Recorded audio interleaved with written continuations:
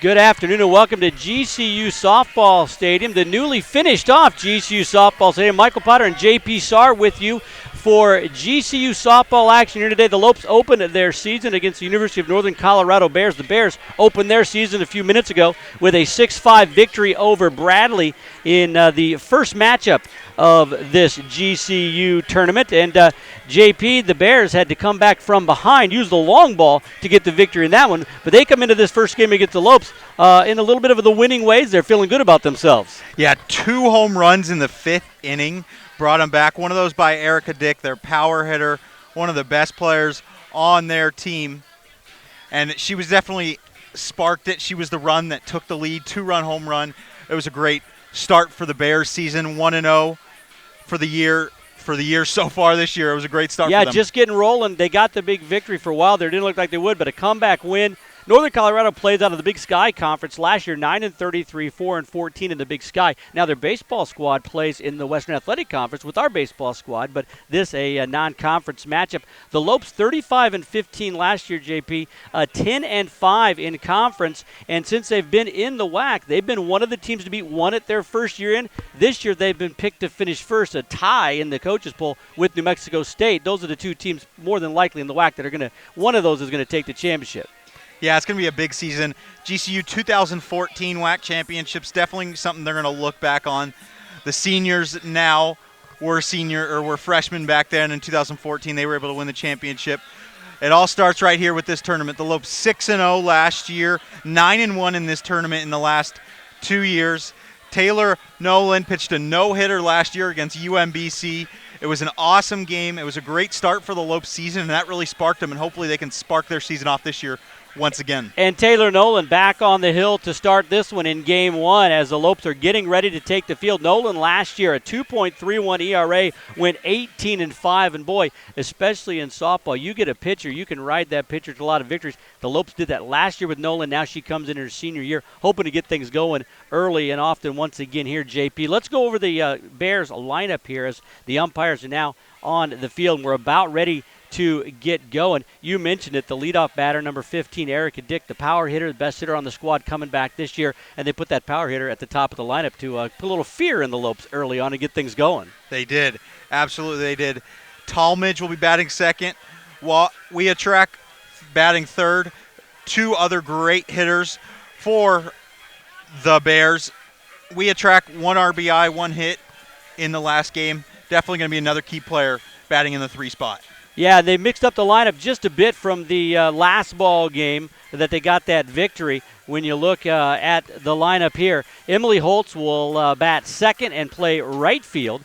And then Adeline Coldiron will catch and bat third.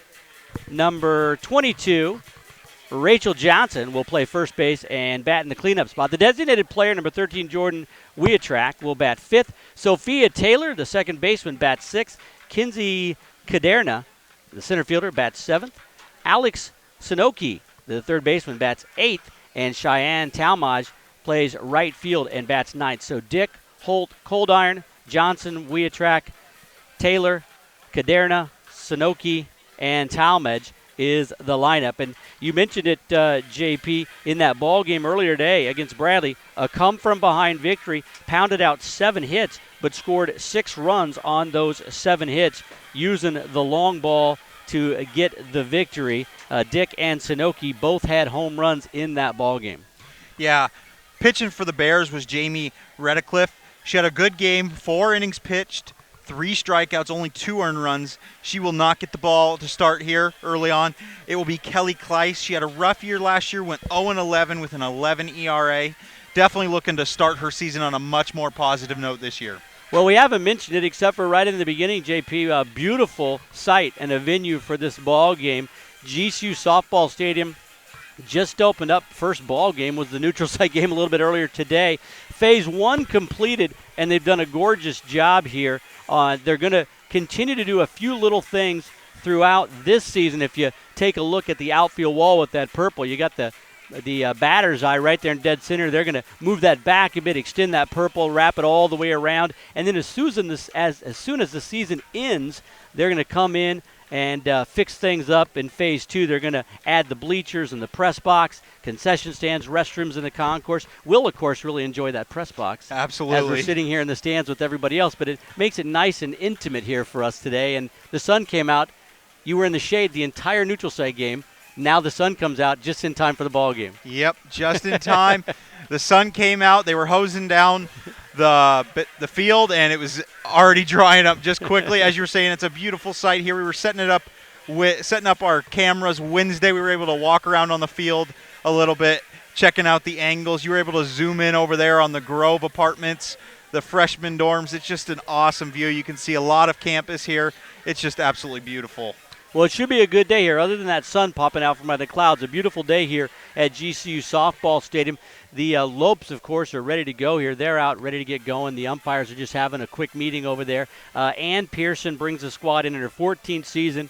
GCU has known no other skipper of this softball squad. She started the program, of course, an Arizona State standout and a graduate from ASU. But Coach Pearson, I had a chance to talk to her before the game. JP, you had a chance to talk to her as the coaches come out now to exchange lineups. She's really bullish on this squad. She really likes her team on the field and off the field, so she's very excited to get things going. She really is. She has a real no breaks attitude. She comes right at it. I asked her It's about a good way maybe, to describe it. I asked her about maybe some red shirts she might be doing, and she said, we're not red shirting anybody. We're letting all the girls play. We're bringing them all out. And one thing that makes me really excited about her, she's more than just a baseball or a softball coach.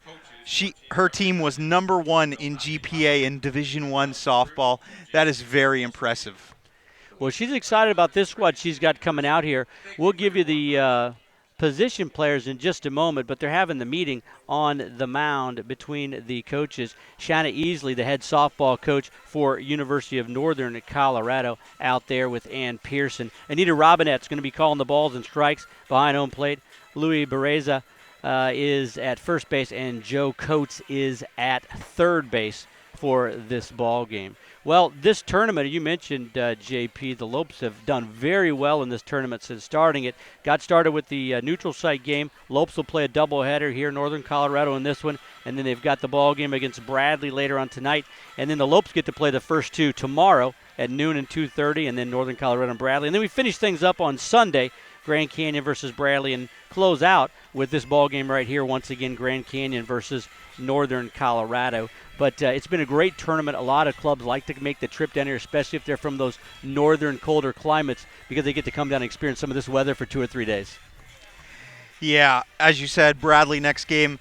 Talked to the coach earlier. They're going to throw out Brianna Aguilar, the freshman pitcher. She was 15-2 in her last year in high school. She had 132 strikeouts during that season with a 2.54 ERA. They are really excited about her. They call her Bobo. She's just definitely one of the key freshmen this year for the Lopes. Well, the Lopes last year, they got a lot from Nolan, as we mentioned. Kaylee Register pitched very well for them as well. And they lost offensively. Nicole Newberry hit .373 last season for GCU. But their top two hitters are back, Camry Wortman and Shay Smith. Shay, of course, joined on the left side of the infield with her twin sister, Sierra Smith. So they've got some firepower coming back. But as I was talking to the coach, Coach Pearson said, I'm excited about the team, but it really doesn't mean anything until we get on the field and play. So she's just ready to get out there and let them play. They've been chomping at the bit for this game to get going. For a minute there, they thought the first game was going to go into extra innings, and they were kind of ticked off because they want to get out there and play.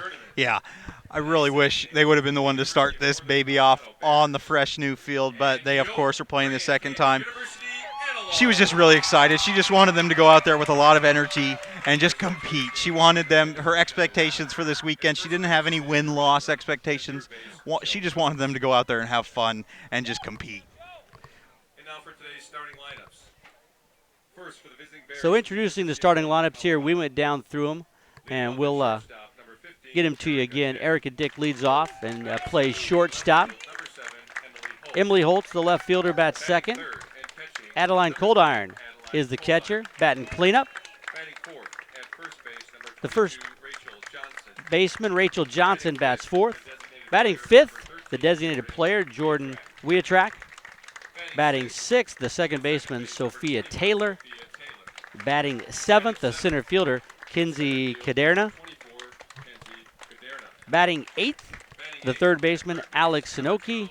And batting 9th, the right fielder, Cheyenne Talmadge. 27, Cheyenne Talmadge. Northern Colorado, of course, the Bears in those blue and gold uniforms. Kleiss will get the start on the mound. Coaches Travis Owen and Kayleen Curry.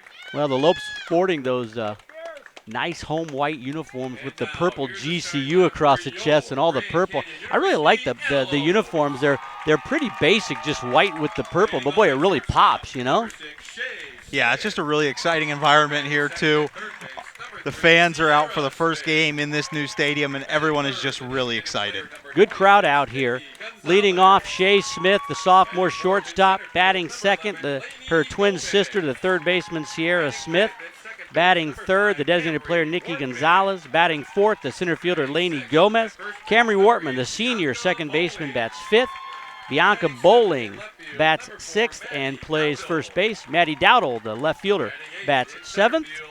Jenna Coates, the right fielder, bats eighth. And Kinsey Hill, the catcher, bats ninth. And, of course, Taylor Nolan on the in the circle for GCU. Ann Pearson joined by Christy Musser and Kelsey Rodriguez. Well, they're lined up ready for the national anthem, so we'll step aside to enjoy that as well. This time we ask that you please rise. Please remove your caps and direct your attention to the flag over the third base dugout as we honor America with our national anthem.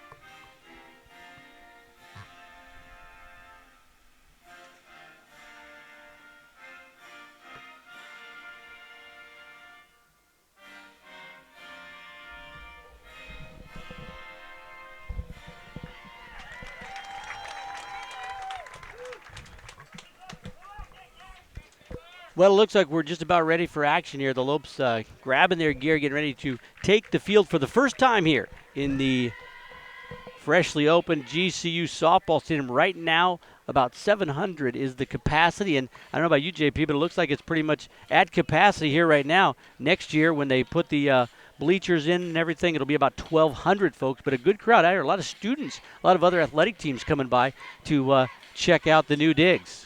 Yeah, definitely. Everyone's intrigued about how this new stadium was going to look, and I doubt anyone is disappointed. This thing is awesome. It's going to be even more great next year, and without a doubt, the Lopes will still fill up the seats next year, even with those 1,200 seats.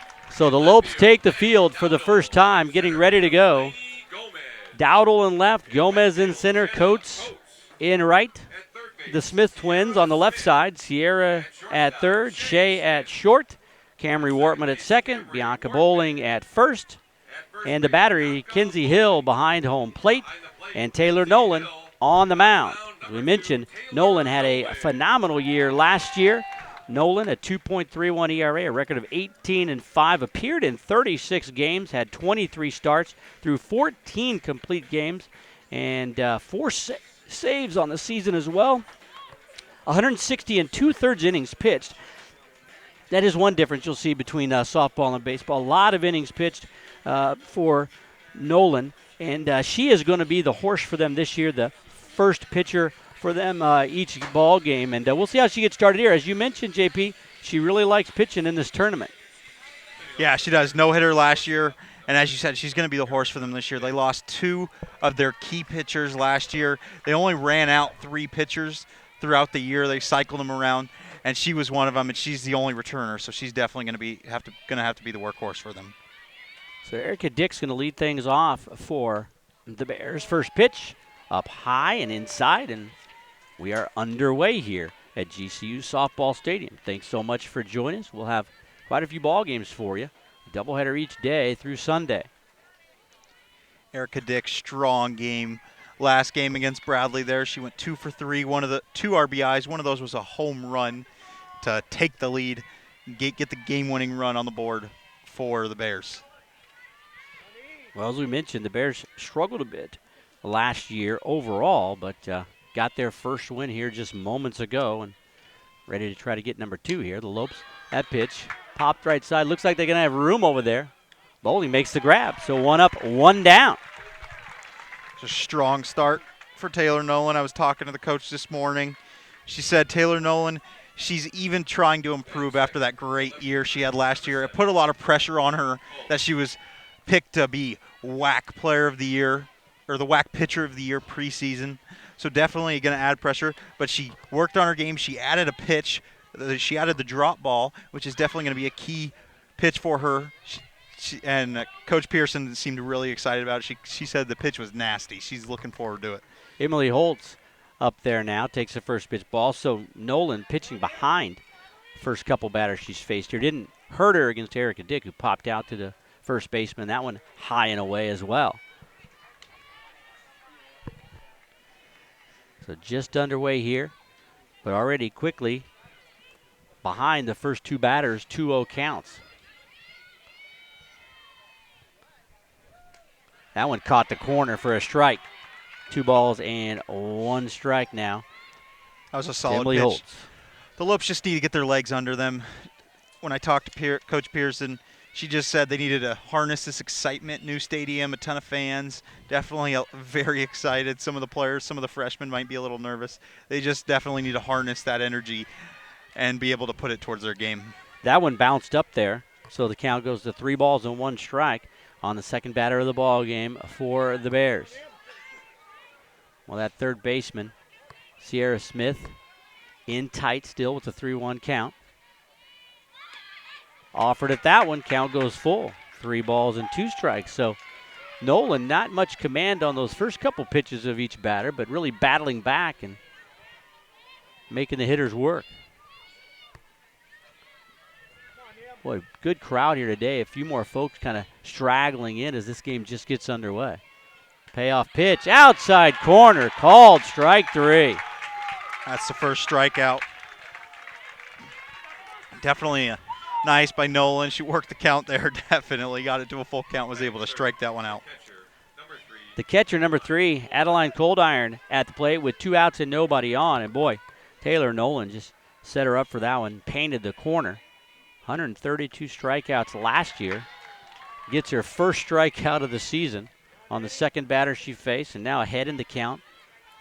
0-1 for the first time in the ballgame, ahead of the batter. Northern Colorado had 8 strikeouts against Bradley as a team, so we definitely could see a really big game here by Taylor Nolan. Into center field, going back, making the grab on the run. Gomez tracks it down, and that is the inning. So a pop out to first, a strikeout looking of Holtz, and then Coldiron flies out to center field. Well, I don't know, JP, not much more better you could do on that one as the Lopes retire the Bears and set to come up here. Now, GCU, folks, GCU now offers a unique opportunity.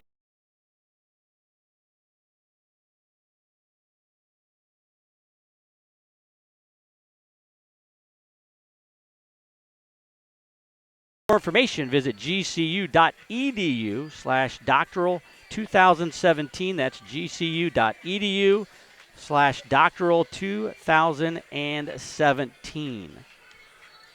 Well, good first inning for Nolan, JP, as the Lopes now going to come up here and get the first runs in this stadium, but we saw the first strikeout in a 1-2-3 inning. Hopefully that's a harbinger of things to come. Yeah, hopefully the Lopes can build off that momentum and maybe put some runs on the board early and run away with this game.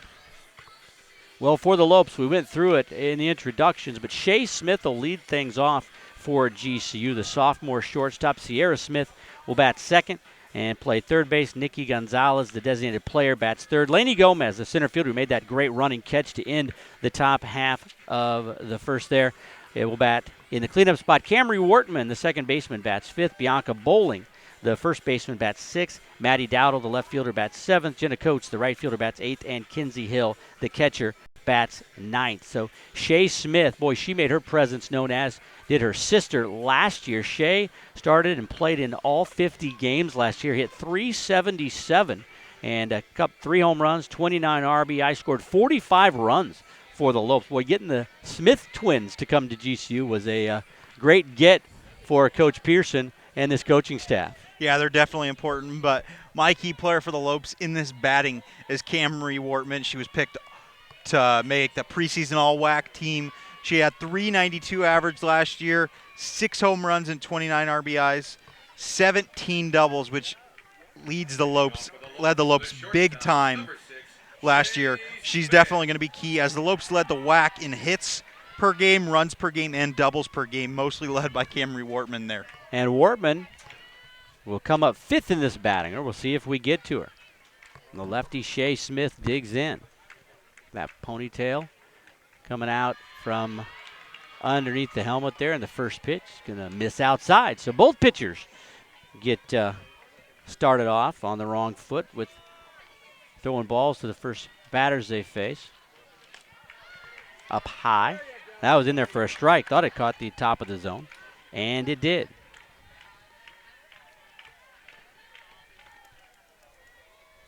Kelly Kleiss on the hill. The 1-1 count. Ooh, good bunt. The throw just in time to retire the speedy Shay Smith. So Kleiss gets the first batter on a bunt that didn't quite go far enough, deadened it a little bit too much, and great play by the catcher, able to throw her out. Yeah, great play by Cold Iron there. She was able to get out there real quick and get that one over to the first baseman.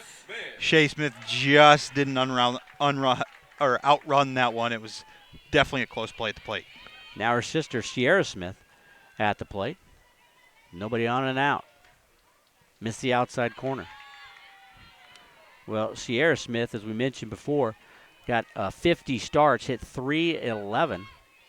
6 homers, 39 RBI last year for GCU. She led the team with 4 triples. She's definitely a quick player for the Lopes. And I like how they start the 2 twins off early. 2 quick runners, get them on base early, and let the other big hitters hit them in as they're able to speed around the bags. And when Rip past the first baseman, they were looking for a possible bunt there, and Sierra gets the first base hit in this new ballpark for GCU. Yeah, that was a nice hit. She just ripped that one out to right field, outside the reach of first baseman Rachel Johnson. We'll see what Coach Pearson wants to do here. I mean, I talked to Ann prior to the game, and she said, yeah, we want to push these guys and really press the action. We'll see if Sierra tries to swipe a bag here as Nikki Gonzalez, the designated player, comes in. That one on the inside corner. Well, Gonzalez really crowding the plate. That one looked to be a bit inside, but home plate umpire Anita Robinette said it caught the inside corner. Kleiss ahead in the count. No balls and 1 strike. Left side, that's going to get through. Smith will take the turn but stop. So Lopes got something going. Back-to-back base hits here in the top of the first, or excuse me, the bottom of the first. She was looking to round second there and approach third, but her coach held her up. I think that was a smart decision. Well, here you go, JP. This is your pick for the player of the game. The pre-player of the game is on deck. So Laney Gomez will come up first, but could get Wortman up there possibly with the bases loaded or some runners in scoring position for you as Gomez digs in from the left side. Could be deadly. Gomez is also a good hitter, though. .326 average, 13 RBIs, and 33 runs for her. She was able to draw 16 walks last year, too. Walks are definitely a key thing. Getting on base is the most important thing here. So Gomez takes the first one on the outside corner. Hitting from that left side once again. 2 runners on. A little bit too far outside. Count goes to 1-1. So Lopes trying to draw first blood here in the bottom of the first. Bears went down 1-2-3 in the top half. Fans excited here. Lopes definitely in a threatening position. 1 out. Throw down to third and had the runner hung up. Didn't get him, did? Got her. Whoa. Late call on that one. That was a interesting play. The fans don't like it. I almost have to agree with them. It was kind of weird. Smith just stopped and waited. It was a close play Dick there. made the throw and got her in time. And the fans don't like it, you don't like it, and I definitely think I agree with you. It was definitely close, and I think she was safe. That was a tough call there. Well, we were a long ways away, tough to see, but it was very interesting that the umpire took a long time to make that call, Joe Coates. Well, it almost looked like he was a little blocked off by the tagging defender? second baseman there, yeah. Might have had a tough angle to see that one. Well, boy, that's a rally killer, though, for the Lopes. They had everything going their way with just one out, a couple of runners on, the heart of the order coming up, and now they got to earn it here with 2 outs. Foul tipped into the mitt.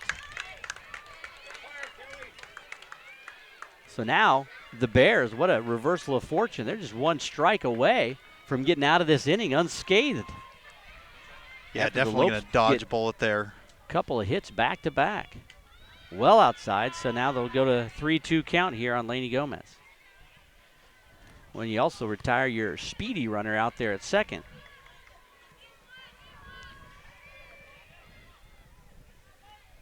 So Gonzalez down at first. Gonzalez will be Payoff running, pitch. right? Fouled it back. Fouled back. Yeah, as I was saying, Gonzalez, Gonzalez is yeah, she'll have to definitely head going to back. take off. So they'll come back and do it again here. Wortman on deck.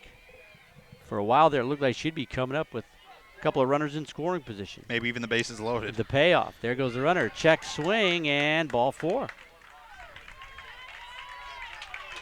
Wortman will come to bat here with 1 runner in scoring position.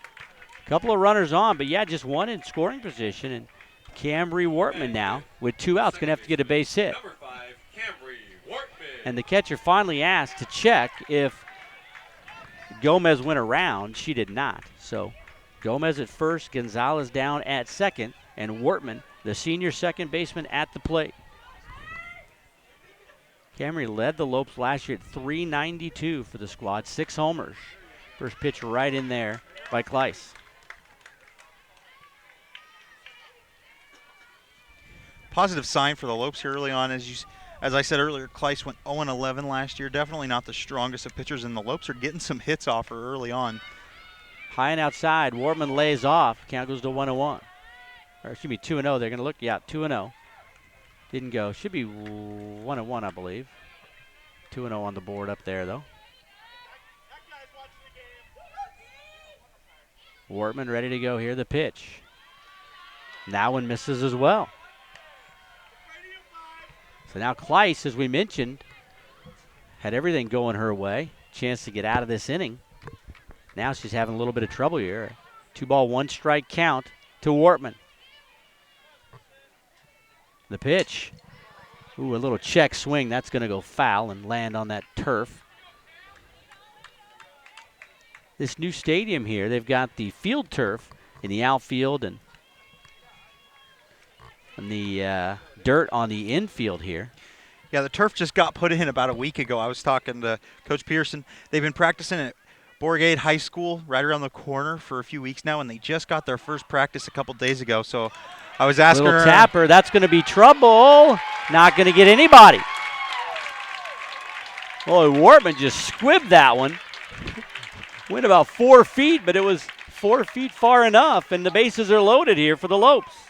Worked out real well for the Lopes there. But as I was saying, I was asking her, and I was saying, is a turf bouncing a big deal? And she said the high fly balls aren't much, but when it's a line drive and it's coming right at you, it can take a tricky hop, and that's definitely a learning curve the Lopes are going to have now with turf as they played on grass last year. Bianca Bowling has a bases loaded chance for the Lopes to blow it open here early.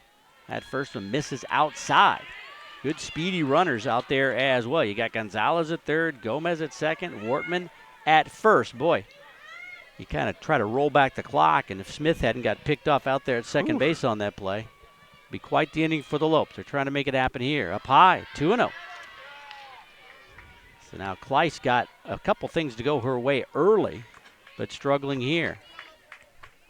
Bianca Bowling, 13 RBIs last year in just 33 at-bats. So very efficient, very nice hitter. She could definitely rack in 1 or 2 more right now if she gets a good hit up to the outfield.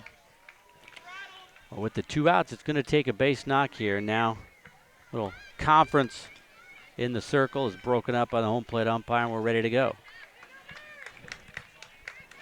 Trying to calm down Kelly Kleiss. It's going to be important for the Bears if they want to win this game that she's going to have to calm down and settle in a little bit. This is a shaky first inning for her. She's definitely going to have to bounce back strong. Taken here, ground ball to short. Dick's got it. Going to go the long way in time, and that is the inning. Well, the Bears dodge a bullet. The Lopes pound out 3 hits but leave the bases loaded.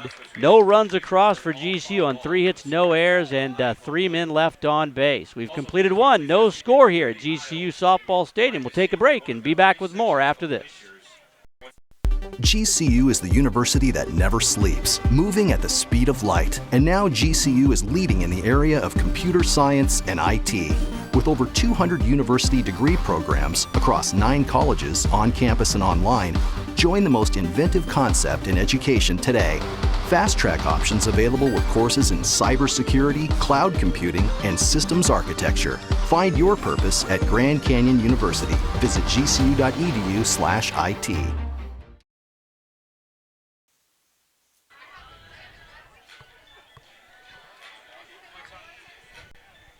Back here at GCU Softball Stadium, Michael Potter, J.P. Sarr with you. Well, J.P., the Lopes had their chances, left the bases loaded in that first inning, and a base-running blunder by Sierra Smith really hurt the Lopes, but then unable to get the base knock, Bianca Bowling. So we go to the second, no score here at GCU Softball Stadium.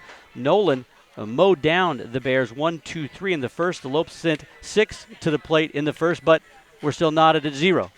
Yeah, that was a tough inning for the Lopes. You really wanted to see them put some runs on the board there after that first inning, but confidence is high. They definitely realize that they can hit off this pitcher, Kelly Kleiss. She's showing some weakness, and it's definitely going to be key for the Lopes to keep that confidence up and trust the process and keep going. Well, Kleiss bent but didn't break in the bottom of the first inning, and now Nolan, who, as I said, mowed down the Bears 1-2-3, will face Rachel Johnson, Jordan Wiatrak, and Sophia Taylor. Johnson to lead things off, the first baseman. That little off-speed pitch, nicely done in there for a strike. That one pumped the fans up. You heard a couple cheers out of our fans here, and that was definitely a beautiful pitch. Boy, so starting off with the off-speed offering, and that one froze Johnson. In the air. Should be playable. Gomez shields and camps under it, makes the grab. So 4 in a row retired now to start this ball game for Nolan. Yeah, it was pretty overcast last game, so we didn't see any tough fly balls having to deal with the sun, but then the sun came out, and now we're seeing some tough ones. The ladies are holding their mitts up, trying to block out the sun.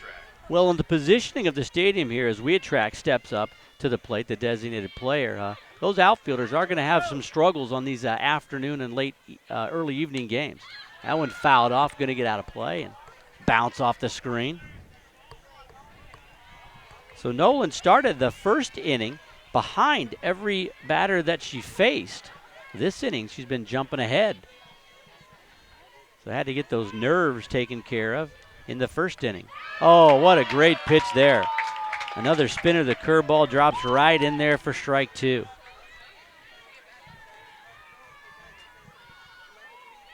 Talking to Ann Pearson about the different types of pitches that her pitchers can throw. That one up high, and nicely done by the batter, Wiatrak, not to chase that one as Nolan tried to get her to go. But the curve, the drop, the change, the screwball, not to mention the fastball in there, and the rise ball in there for Nolan.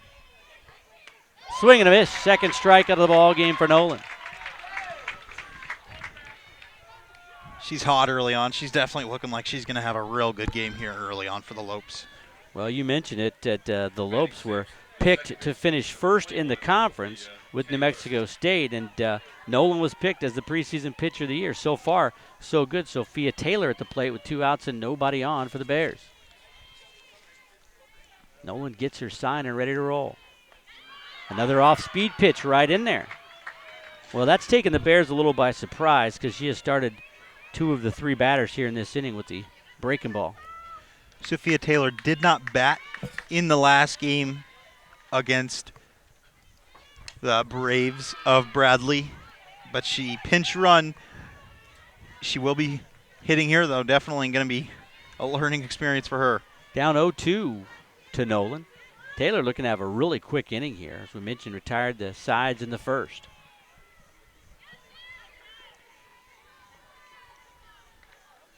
0-2. Up high, got her to chase. Third strikeout of the ball game. Second of the inning for Nolan. No runs, no hits, no errors, nobody left on base. Taylor Nolan has downed the first 6 Bears she's faced. We go to the bottom of the second. No score. Lopes coming up. Taylor Nolan is looking real hot early on here. 3 strikeouts, definitely going to be a hot one for her. Lopes fans, make sure to see Two Gentlemen of Verona in Ethington Theater like never before. This classic Shakespearean comedy has been infused with the wizarding world of Harry Potter and opens this weekend. Full of Harry Potter references, this won't be a show to miss. Get your tickets at the Ethington box office or email ethington@gcu.edu. I'm definitely going to try to see that one, but I am going to catch up on my Harry Potter movies before I go to that one. Have you seen the Harry Potter movies? I used to when I was a kid, but I haven't seen them in a while. I watched the first one. I haven't watched anymore. My last name's Potter. I should be Yeah. watching them. I hear it all the time. But I don't know if you knew. I'm a graduate of GCU. I actually did 13 plays for Claude Pincus Wow. over at Ethington Theater back in the day. Back probably, well, I don't say before you were born, but pretty close. It was pretty close. It might actually have been. But, yeah, get out there and check that out. They always put on great productions there and always make them fun and interesting. I know a lot of folks aren't big Shakespeare fans, but it'll be hard to even know this is a Shakespeare play except for the language, the way they're going to put this one on. So check it out. I think I gave you the toughest read so far. We're alternating those. I think I gave you the harder Yeah, one. that one was a tough one, but Leading off the second for the I love the plays. It's always cool seeing your friends in them, and that's what makes it the best part is when you go and you get to watch your friends put on these plays and like from movies that you've Yeah, seen. It's pretty absolutely. awesome. Well, the Lopes will send up the bottom third of the order. Maddie Dowdle, Jenna Coates, and Kenzie Hill. So Dowdle steps up to the plate. First pitch in there for a strike from Kleiss. Kleiss faced 6 batters in the first, had the bases loaded before she was able to get out of it. A ground out to short by Bowling. But the story of the game so far is Taylor Nolan. Ooh, that one inside almost caught her. Dowdle, another strong hitter for the Lopes last year, 331 average. She bat 139 at-bats. That was the 4th most on the team, so she's definitely one of the key hitters for the Lopes here. She had 6 home runs and 38 RBIs to go along with 27 runs. So definitely looking for her to have a good season here. And Kleiss nibbling a bit here. Misses that one outside.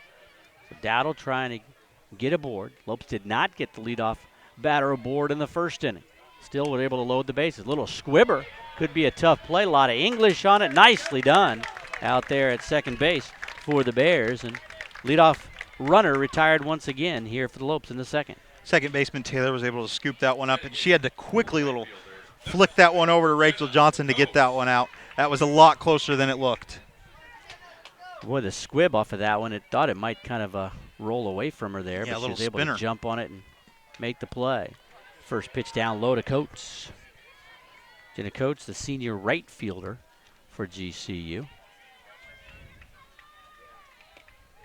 So Ann Pearson mixing in some upperclassmen, some underclassmen. That one misses down low, 2-0 to Coates.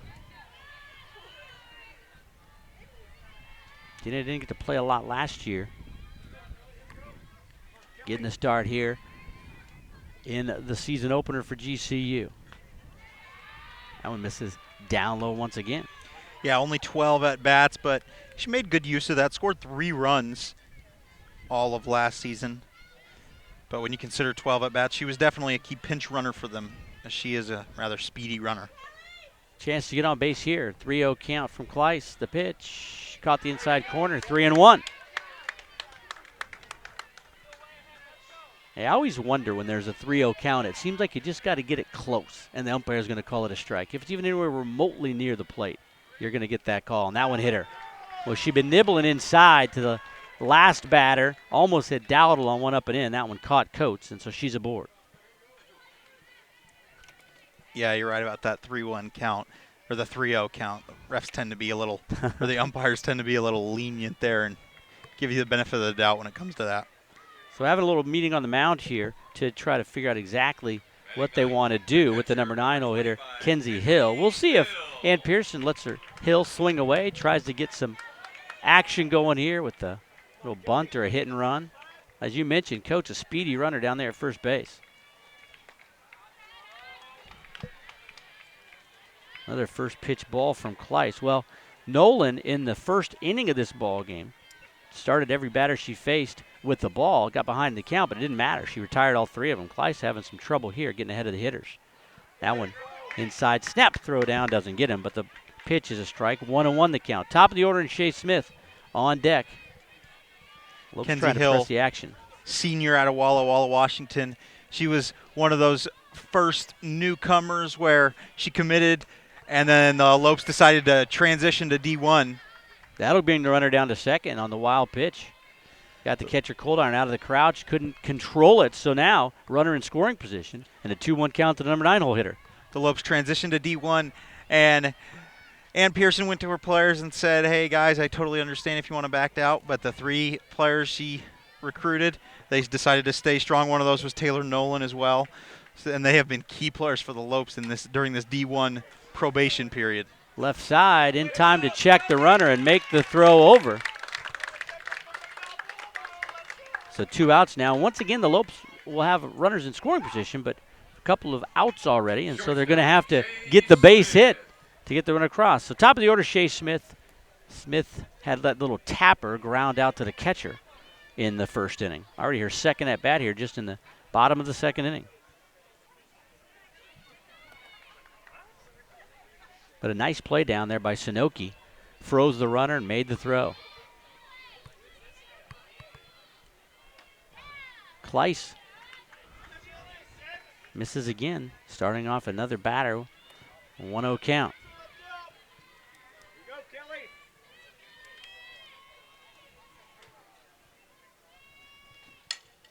To third, Sunoki.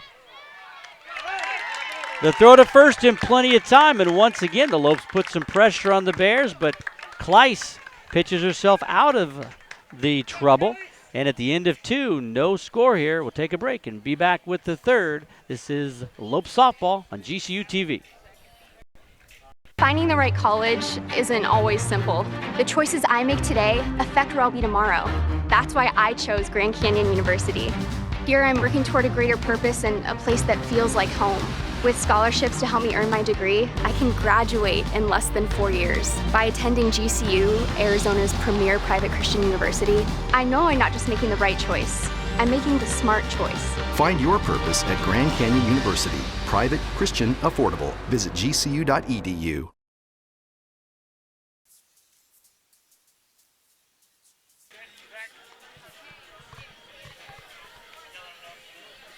Welcome back to GCU Softball Stadium.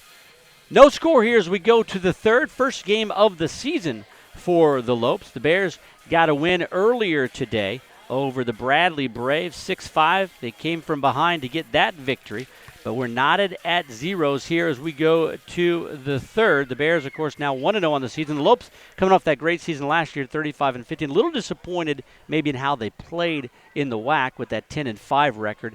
But this year, picked to win the Western Athletic Conference, and a big reason why is on the in the circle here. Taylor Nolan, the senior left-handed pitcher, has retired 6 in a row. She'll face the bottom third, Kinsey Caderna, Alex Sunoki, and Cheyenne Talmadge. And already 3 strikeouts, JP, on the game for Nolan. She hasn't allowed a hit yet. She had a no-hitter last year, so she's definitely looking to have another one. 3 strikeouts, though, is definitely something to look at. Definitely a strong start for her. She needs to keep it going. Struck out the last 2 batters she faced in the second. Really started off every hitter with that breaking pitch in that second inning. Here now, just moving the ball around. Low and inside heat for the first strike, and that one misses high and away. Kenzie Caderna, not normally known as a hitter. She only batted about 200 last year, but that wasn't in many at-bats. She had 1 run in the last game against Bradley, but that was clearly from a pinch run. So it's interesting to see her batting here in this opening tournament. So Caderna gets the start here in game 2 for the Bears. Down to the count, 1 ball and 2 strike. You can really tell when a pitcher is feeling it. In that first inning, it looked like Nolan was kind of feeling her way around a bit, but boy, she looks confident here. Off-speed pitch, little drop ball it looked like, just missed outside, and she kind of laughs and points to her catcher, Kinsey Hill. Liked the call, just didn't quite execute on it. 2-2 count. Boy, she looks comfortable out there, JP, just getting the sign, rearing back and firing. Yeah, she does. She looks like she's firing all cylinders, just finding a rhythm, and she's able to. Nibbling a bit there, goes outside and could not get Caderna to chase. Not a bad idea there. If you got command, why not throw it off the zone there and see if you can get somebody to chase and give you an easy one. The payoff pitch, a little off-speed pitch. Caderna did a great job to keep the bat back on that one and foul it back. Yeah, she started taking off there, but she was able to reach back there and foul that one off. Well, Taylor Nolan always a smile on her face. We saw her all last year. Really seems to enjoy the ball game and the competition. Laughing after that one. She thought she had a strikeout. The 3-2. Got the strikeout there. Boy, once again, little up and away, but too close for Caderna not to go after. And that's a 4th strikeout of the ball game for Nolan. The third baseman, number 12, Alex Sanoki. Sanoki will step up to the plate. Sanoki, the third baseman, had some nice plays defensively in that bottom of the second for the Bears. Sanoki, a hometown girl from Phoenix, Arizona. Born and raised, and she had a home run for the Bears last game. That definitely must have been fun to have her home run there. She's probably got some friends and family here watching her. She only bat 154 on the year last year, but she's off to a hot start so far this year.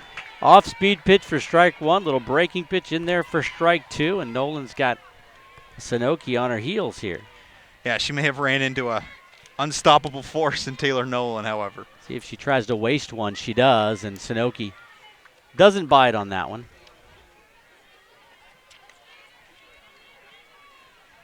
Well, we mentioned Nolan last year for GCU.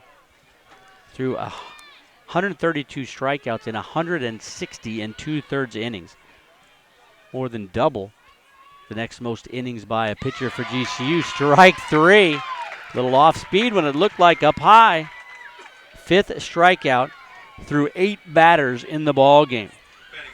In this inning, 2 batters, 2 strikeouts. She is definitely looking strong and poised, and she is definitely early on backing up that claim of preseason WAC Pitcher of the Year. Well, and the good thing is you watch her and you see Cheyenne Talmadge talking with her coach down there.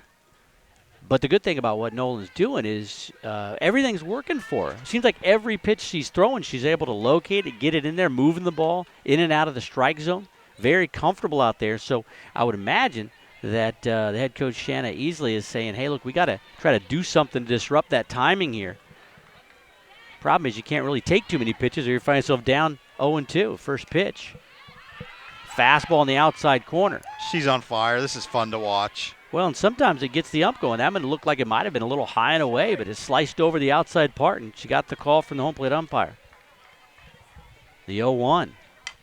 So Tapper, it's going to be a foul ball, backhanded nicely, though, by Sierra Smith down there. And, yeah, they're just trying to get the ball in play and see if they can make something happen. Lopes lucky that one was foul because if that one just crossed over the base, that was definitely going to be a close play.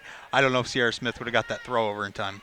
She's playing in. That's the other thing you notice. Definitely, you know, at the corners, you better be ready to go because you're playing 4 or 5, maybe sometimes 10 feet in. Did she check her swing? They're going to check. She didn't go. 1-2 the count. Looked like Talmadge held up. Top of the order, and Erica Dick on deck. Talmadge went 0 for 2 in the ball game earlier, the win against Bradley. Did score a run. Strike 3, and Nolan continues to roll. She has struck out the sides in this one. She has struck out the last 5 and has 6 strikeouts in the ball game. No runs, no hits, no errors, and nobody left on base. And we go to the bottom of the 3rd. No score, but Nolan doing her part. The Lopes got to get the bats going. Hey, folks, if you're visiting campus this spring, why not stay at the GCU Hotel? featuring comfortable rooms, a resort-style pool, and the Canyon 49 Grill. It's a perfect place to stay when you're coming to GCU. Rooms start at $79 a night. You can book your room today at gcuhotel.com. That's gcuhotel.com. I actually ate over at the Canyon 49 Grill. I've eaten there once. Fantastic. Have you had a chance to go over there yet? I've eaten there once, and my parents stayed at the hotel. They said they loved it. My friend went over to the pool. He said it's awesome. It's just great. Such an awesome pool. It's like, as it says, resort-style pool. You feel like you're staying at a 5-star hotel. It's amazing. Yeah, my buddy was bringing his kid out to play in one of Coach Stankiewicz's baseball camp, and couldn't stay out with us. And he said, "Hey, where should I stay?" I said, "Go to the GCU hotel." He's like, "Really? I didn't know they had a hotel." Because last time he was out, it was a couple years ago. We didn't have a hotel, but things pop up around Grand Canyon. Every 5 months they build something new. So great hotel down there. Check it out, folks. And as I mentioned, you can go to gcuhotel.com to get all the information. Well, Lopes need to get some runs, man. They don't want to waste this Herculean pitching effort. Taylor Nolan, 6 strikeouts through 3 innings and has faced the minimum. It'll be Sierra Smith, Nikki Gonzalez, and Lainey Gomez due up for GCU. This is the group that got things going in the first inning, just couldn't push any runs across. Yeah, I'd like to see him do the same thing again early on, get a couple batters on base, and then Camry Wortman comes on, and she can fire at home, or even Bianca Bowling. She can come home. She can come in and maybe bring a couple of people home. So Smith down, strike one, got the first base hit for the Lopes in this stadium.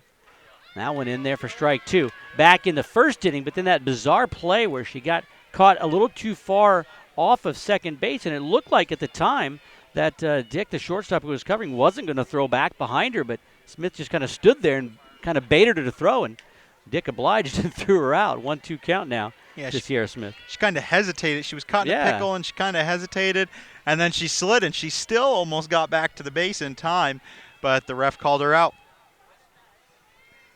The 1-2. Oh, in the gap. Is that going to get to the wall?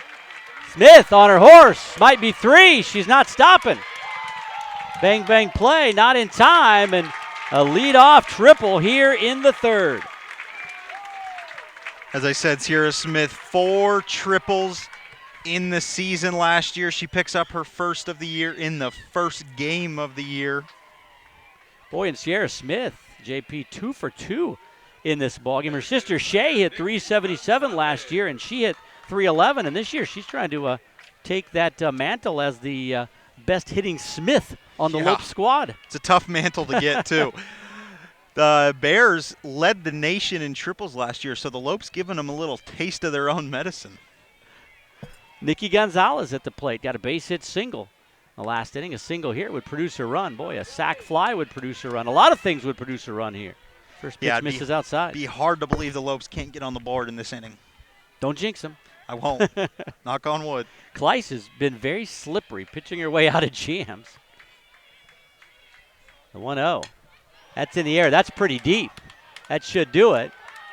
Smith is going to tag, not even a throw, and the Lopes lead it 1-0. Nikki Gonzalez fired that one out to left field, just a couple steps in front of the warning track. And that was enough to get sac fly in and put the Lopes on the board for their first run in this brand new GCU softball stadium. Well, if you're keeping track, Gonzalez gets the first RBI in the stadium. Sierra Smith scores the first run and collects the first base hit in the stadium. And it's got to be fun for these softball players. They're probably all bragging, oh, I did the first this, oh, I did the first this in the record new stadium. Books. Lainey Gomez reached on a walk, got as far as second base, but was stranded. Chopper down to third. Sanoki. Boy, she was playing in tight, got the high hop, and 2 down. Yeah, she tried to bounce that one over the third baseman's head. The third baseman was playing very shallow, and she tried to get that one over and outrun it, but was unable to get that one done. Camry Wortman. Wortman got a base hit single back in the first, but was stranded there when Bowling grounded out with the bases loaded in the inning. That one in the dirt, ball 1.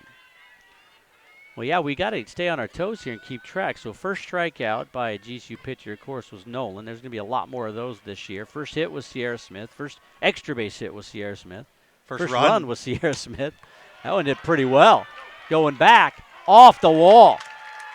Wortman's going to cruise into second with a double. Wortman 17 doubles of the year, and she's probably bumming about that one because that very well could have been a home run. Except the Lopes have this high green wall out in center field, and that one kept that one in the ballpark. Well, you know, they're going to change that. Going to shave that off and move it back a little bit. I'm not sure if it's going to be back so that would have been a home run, or if they're going to move it back so they can keep the 6-foot fence all the way around, but then, you know, build it on top of that. But, man, when they change it, that might have actually been a home run because that was about 10 feet over the wall. That hit high on the wall, and that had a lot of power. Line drive, she really got a hold of that one. So a 2-out double. Wortman's on second and Bowling at the plate. Outside. Second time Bowling's come up in this ballgame with runners in scoring position. Had the bases loaded in the first, but ground out to the shortstop, Erica Dick. Bowling left-handed batter. If she's able to pull a single out to right field, she may be able to score Wortman. Pops it up, and Sanoki's got a beat on it, makes the grab. And, boy, once again, I got to tell you, the Lopes score the run, but Kleiss is very slippery, pitching out of a jam, and to come out of that with only one run coming across, she does the trick once again. Well, we've completed 3. The Lopes get on the board with a couple of base hits and a sac fly. 1-0 GCU as we head to the 4th back after this. Hey Phoenix, it's Thunder Dan Marley, head coach at Grand Canyon University. Coming to GCU was a great move for me. Join Antelope Nation by enrolling as an evening student at our beautiful campus in the heart of Phoenix. Earn your bachelor's, master's, or doctoral degree to take your career to the next level. Engage with industry expert instructors in small classroom settings where you can get the support you need to excel. Scholarships available. See you on campus. Go Lopes. Find your purpose at Grand Canyon University. Visit gcu.edu/evening. Welcome back to GCU Softball Stadium. Michael Potter, JP Sarr here with you. And, you know, a couple of stories offensively, JP, for GCU. They lead at 1-0, but probably should be more. They've missed some opportunities, so you don't want to let this Bears team hang around too much. But, boy, the way that Taylor Nolan is throwing, she's faced the minimum through 3 innings, has 6 strikeouts in 9 batters, and she seems to be dialed in. 1 run might be enough. You don't want to count on it, but, boy, the way she's throwing, it's going to be tough for the Bears. Oh, man, I just don't see how they're going to hit her 3 innings in, and she has looked unstoppable. The Bears haven't even looked close to getting a hit. None of the batters have put anything relatively in play. The foul-offs have gone straight back. It's been real tough for the Bears to get the bat on the ball. Well, this is the hitter that they want coming up here, Erica Dick, their best hitter, and she popped out to first base leading off this ball game, but it'll be Dick Holtz and Cold Iron due up for the Bears. Interesting strategy for the Bears. Normally the leadoff hitter is a rather quick runner, but Erica Dick, definitely a powerful hitter, and they have her leading off. Misses low and away, ball 1 to Erica Dick. Well, Nolan, we mentioned, has struck out 6 batters. She has struck out 5 in a row, dating back to the 2nd inning, where she struck out the last 2 she faced, and then, of course, struck out the side in the 3rd. High and tight, almost hit her. So now Nolan back to pitching behind the batter. She did that the entire 1st inning, and it didn't hurt her. The 2nd and 3rd inning, she was getting out ahead with that off-speed pitch. She fell a little behind in the count, but she was able to fire back and maybe get a ground out here, but she's in a hole now, 3-0. So now as much control as Taylor had through those first 3 innings, she's missing pretty well here as we start the 4th. The 3-0. Up high, walked her on 4. First batter, Taylor Nolan, has failed to retire. And she got the first 9, and it breaks that 5 strikeouts in a row as well. Emily Holtz. Holtz was the first strikeout victim, struck out looking with 1 out back in the 1st. Now we'll see if the Bears try to play a little small ball here. The Lopes are in at the corners. They squared a bunt. Throw behind. Ooh, a good throw might have had her, and that ball hits the runner. Dick diving back head first. Kind of got a smile on her face there. That's adding insult to injury. You have to dive back and kind of jar yourself, and then you get hit by the ball. Yeah, she got nailed there. So she walks it off a bit there, and now Holtz up there with a 1-0 count. See if they put the bunt on again here. Tried to drop it down, but foul. Count goes to 1-1. Holtz 1 for 2 last game. She had a walk. You know, they pounded out 7 hits last game, and as we mentioned, a couple of home runs, so you'd think they might want to, you know, wondering why they're playing small ball here, but against a pitcher like Taylor Nolan, they just want to try to get 1 run back here any way they can. That bunt's going to go foul as well. So Holtz now down in the count, 1 ball and 2 strikes. That was very close to staying in play, but now with 2 strikes. See if they put it on again. I mean, it's tough to do with 2 strikes, but. And we'll see what Nolan does, a 1-2 count here. She tries to waste one outside here and get her to the 1-2. Swing it away and stays alive. So you can see second time through the lineup, the Bears are getting better at bats, getting better looks at Nolan. Definitely getting a first time around, got to look at her pitches. Failed a lot as she had struck out about half the Bears batters, but they're figuring her out a little bit now. Swing and a miss, strike 3, throw behind the runner, but not in time. So Nolan picks up her 7th strikeout, second time she has retired Holtz on a K, and that'll bring up Adeline Coldiron. Catcher, Adeline Coldiron. Well, 7 Ks. We'll have to check the record books and see what her record is for most strikeouts in a ball game, but she's already at 7 here. Ground ball to short. Can they turn 2? 1, 2. The twin killing. The pitcher's best friend ends the inning for the Bears. No runs on no hits, no errors, nobody left on base. Nolan has struck out 7 through 4. Lopes lead it 1-0. Beautiful 6-4-3 double play by the Lopes there. Able to get out of that inning rather nicely. And they were able to keep Taylor Nolan's no-hitter intact. Don't forget to tune in to GCU.TV tomorrow night for the Lopes basketball big rematch against New Mexico State. They upset them last year, fell to them on the road earlier this year, but they're looking for revenge. The game starts at 7 p.m. with coverage at 6:30. You been to a game yet this year, Michael? I've been to every game this year. To the radio play-by-play guy for GCU basketball, and I tell you what, that is going to be a good ball game. And New Mexico State, unfortunately, or fortunately, depending on how you look at it, got smoked at Bakersfield on Thursday night. They're going to be very unhappy coming to town, and they are. That was their first loss in WAC play since we beat them here last year. So they're not going to be happy. But it should be a good game. It's always great when those two teams match up. Oh yeah, it was a great game at New Mexico State. I don't know if you got a chance to watch that one. They were close, but New Mexico State just pulled away at the end. I was at the game last night against UTRGV, and the Lopes looked real crisp. They had a lot of energy. They put together several highlight reel plays, including an alley-oop dunk by Keontae Vernon. That one was spectacular. Brought the fans to their feet. I was going crazy. It was a good game last night. Hopefully they can build off that one and try to pull off another upset against New Mexico State. They're having a strong year this year. Yeah, New Mexico State lost 72-53 at Bakersfield, so that was their first loss in over a year in WAC play. Now back to the game at hand here. GCU up 1-0 as we go to the bottom of the 4th inning. And for the Lopes, it'll be the bottom third. Maddie Dowdle, Jenna Coates, and Kenzie Hill. Lopes scored their 1 run back just an inning ago. Leadoff triple by Sierra Smith and then brought home on the sac fly by Nikki Gonzalez.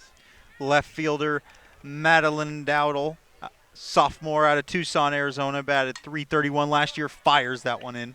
Little squibber down to third. Nicely done by Sanoki. Boy, Sanoki is getting a lot of action down there at third base, and so far she's been up to the challenge. Dowdle is retired for the second time in the ball game. 1 up, 1 down. She is. She was just a role player last year for the Bears from Phoenix, Arizona, as I mentioned earlier. But she has been on fire here early on in their first 2 games so far. I don't know if it's she's home and she's really pumped up or if she's just had a great offseason, but she has had a great 2 games, a home run last game, and she's had a great game fielding so far early on for the Bears. First pitch misses up high. Coates was hit by a pitch her first time up in the 2nd inning to the left side. Dick with the chance. fires it over in time. A strong arm. So that left side of the infield for the Bears playing some great defense. 2 up, 2 down. Low scoring so far, 1-0, and I think that's been partially because we've seen some great defensive play from not only the Bears but the Lopes as well. Yeah, that's a good point, JP. It's been the pitching for the Lopes and the defense for the Bears. They've had some beautiful little plays. Another one to the left side. Well, that's all you need, a 1-2-3 inning for Kleiss. Exactly what the doctor ordered for the Bears. The Lopes needing to tack on a few runs, ain't able to do so. No runs, no hits, no errors, nobody left on base. We have completed 4, 1-0 GCU. We'll take a break and be back with more after this. I'm Taylor. I'm a senior here at GCU and I'm studying marketing. Moving on campus was one of the best decisions ever. Being an RA has given me a lot of experience that I think I can carry on through the rest of my life. Throughout my time here at GCU, I've needed $20,000 worth of assistance, but through my on-campus position and the multiple scholarships, I've been able to earn the money each year to pay that back, so by the time I walk across the stage, I'll have no debt. Find your purpose at Grand Canyon University. Private, Christian, affordable. Visit gcu.edu.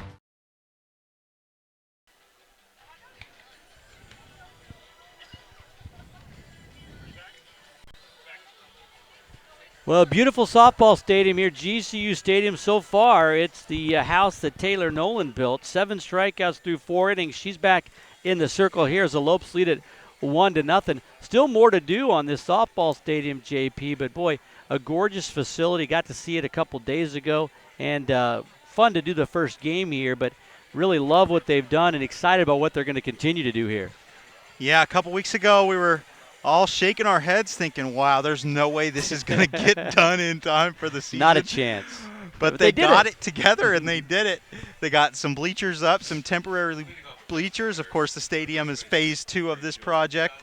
We were walking around on Wednesday setting up the cameras, and we just got to look around. We went inside some of the dugouts and went inside some of the ticket booths, and it's spectacular. Johnson, Weatrack, and Taylor due up for the Bears here. Johnson flew out to center first time up back in the second inning. First pitch, caught the inside corner, strike 1. Well, Nolan, the first time she struggled in this ball game was in that 4th inning, an inning ago. Didn't have much command of her pitches, but got a strikeout and then a ground ball double play to get out of the inning. That one's a little flare, going to be trouble, going to get through for a base hit. So the first base hit of the ball game for the Bears, a leadoff single in the 5th. That'll bring up Weatrack. Wasn't hit hard, wasn't scalded by any stretch, but got through. Got a pinch runner coming in. Kaylee Garcia is going to come in and run for Johnson. She started in center field last game against Bradley, went 0 for 3 with an RBI, though. Got one of the key runs for the Bears late in the game to add insult to injury. Well, Garcia, the tying run, you got your number 5 hole hitter coming up, typically more of a power hitter. Weatrack. Let's see if they, last time they had a runner on, it was the number 2 hitter, so they tried to bunt. We'll see what they do here. Not bunting. Ooh, and that one fouled off. Oh, my goodness. That ball got away from Nolan. She can't believe it. Bailed out as Weatrack ducked under but left the bat up, and it's a foul ball, strike 1. Yeah, Taylor Nolan was laughing at that one. Everybody. Yeah, that was an interesting play. I was going to go back to the backstop and have a runner in scoring position. The tie run was going to be on second. Dodged a bullet there, the 0-1. Off-speed pitch up high. 1-1. Weatrack the designated player in this one. Started 3rd last game. She had 1 hit, 1 RBI. Definitely, that was another one of the key runs in the Bears' 4-run 5th inning. 2 balls and 1 strike now to Weatrack. Well, we've seen that Coach Pearson wants this squad to be aggressive, and Kinsey Hill definitely aggressive on home plate. She's thrown down behind runners down there first 4 or 5 times already. 2-1. Fouled off. One's going to get over the screen and out of play. We've seen several foul balls just roll off the top of this screen. just clearing it, getting Yeah. out there. So you got to watch yourselves if you're out walking around in the concourse area. That's another thing they're going to do next year when they start working on Brazel Stadium as well and build the GCU baseball stadium. They'll come back here and put the concourse in and the nice stadium seating.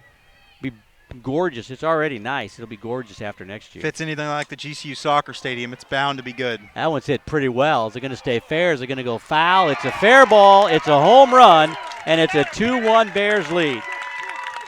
What a rip.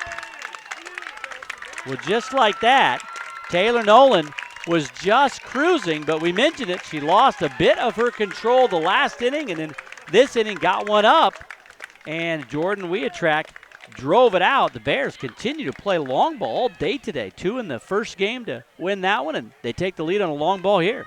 Jordan Weatrack, only a .233 hitter last year, only 86 at bats, the sophomore. Definitely going to be a key player for the Bears this year. She's going to be an up-and-comer, and she's able to get her first home run of the year and take the lead for the Bears. Well, that's the trouble when you're the Lopes and you look at the scorecard. They've had runners on. They've been in scoring position every inning. That one shot down the first base line, but foul. Sophia Taylor digs in. But you just allow these Bears to hang around. You don't add to that lead, and something like this happens. Now you find yourself in a deficit late in the ball game in the 5th inning. And we've seen it here in the 5th inning. When the Lopes don't provide a lot of run support, it creates a little pressure for Taylor Nolan, and you can see how she's getting a little shaky here in the 5th inning, and she's really feeling it. Off-speed pitch, missed the outside corner.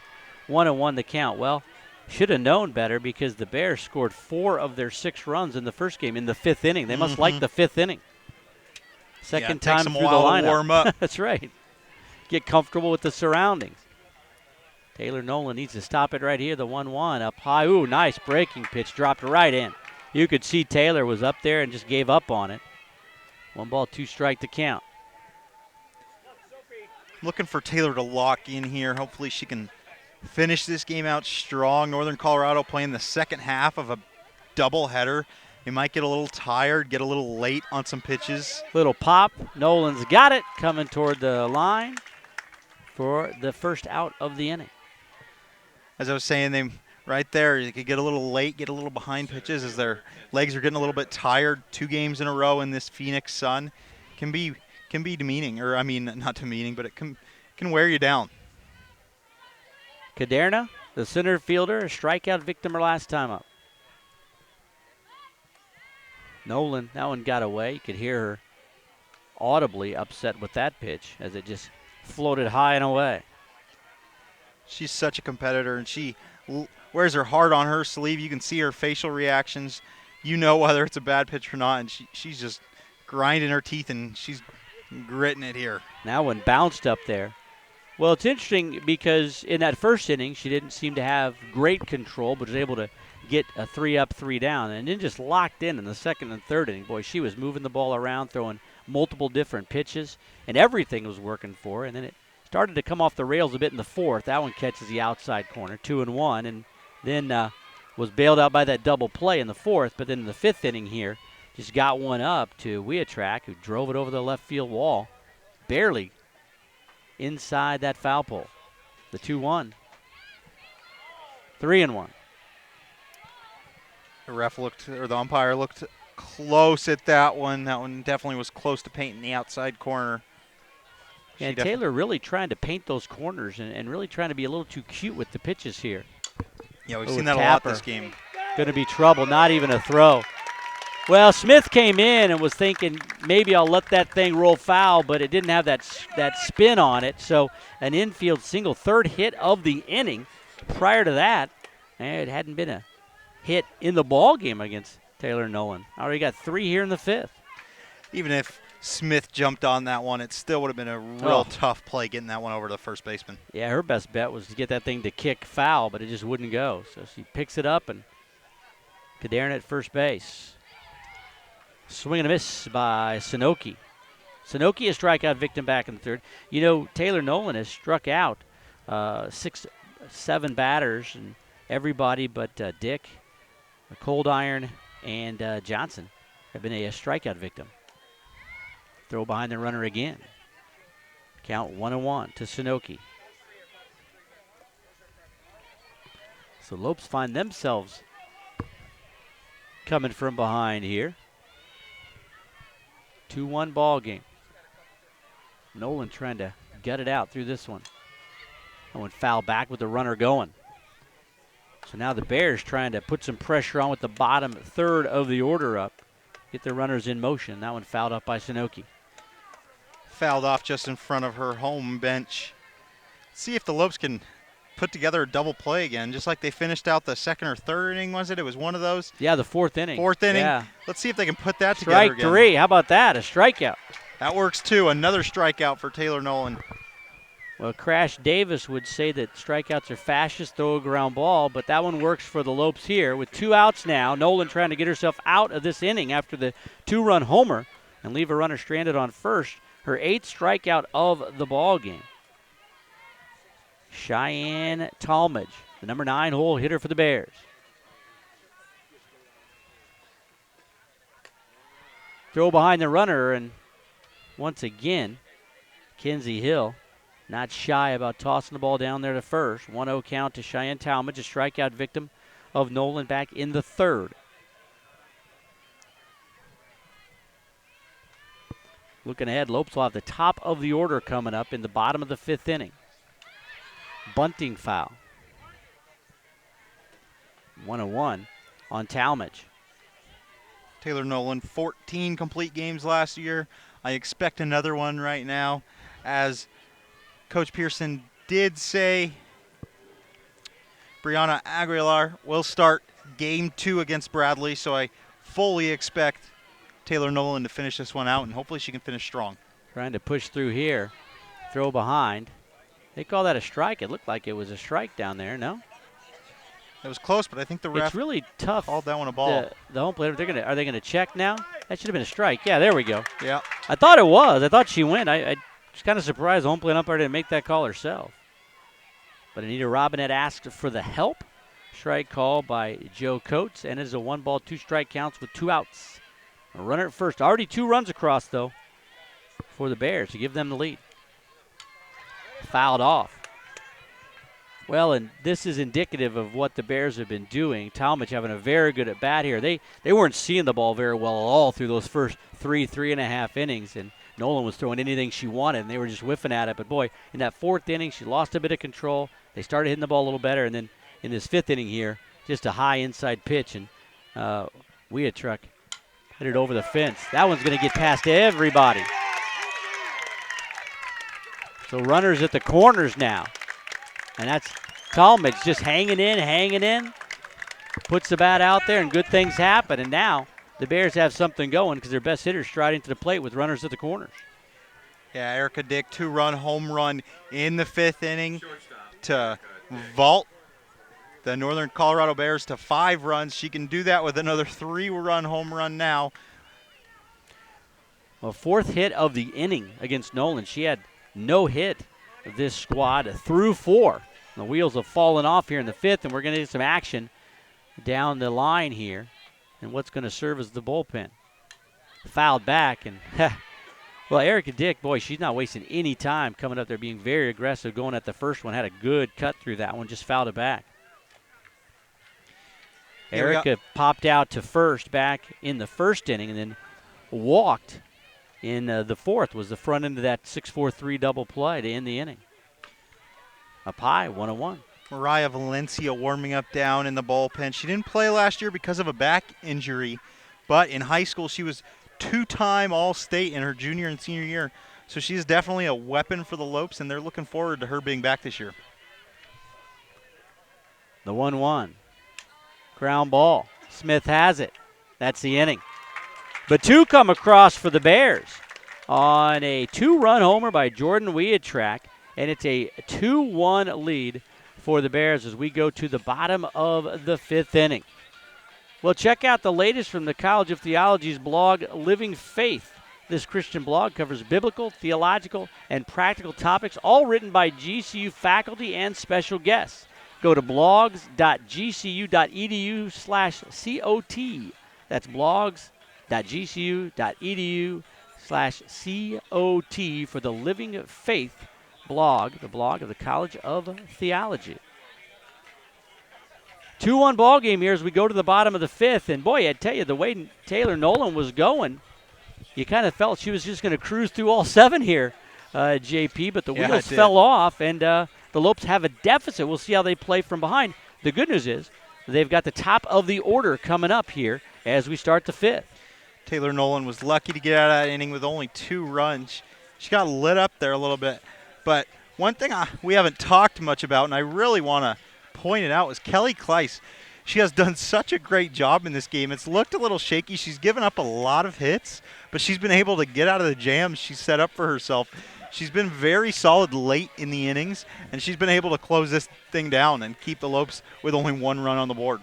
Yeah, and you wonder sometimes, is that Kleiss' good pitching, the good defense, the Lopes not taking advantage, swinging at some bad pitches and things, but either way, Kleiss has been incredibly slippery. There's been moments it looked like the Lopes were going to just open up the floodgates, and they haven't done so here. The shortstop, Shay Smith. Johnson back into the ball game at first base. She was lifted for that pinch runner, Kaylee Garcia, who scored on that 2-run homer. Foul ball. Shay Smith. Shay Smith 0 for 2. Her sister's 2 for 2. But Shay still looking for her first base hit of the season. She ground out to the catcher in the first, little dribbler in front of the plate, and ground out to the third baseman, Sunoki, in the second.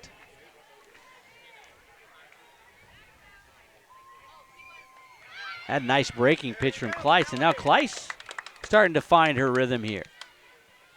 No balls and 2 strikes. Yeah, Shay Smith, better hitter last year than her sister. Up high.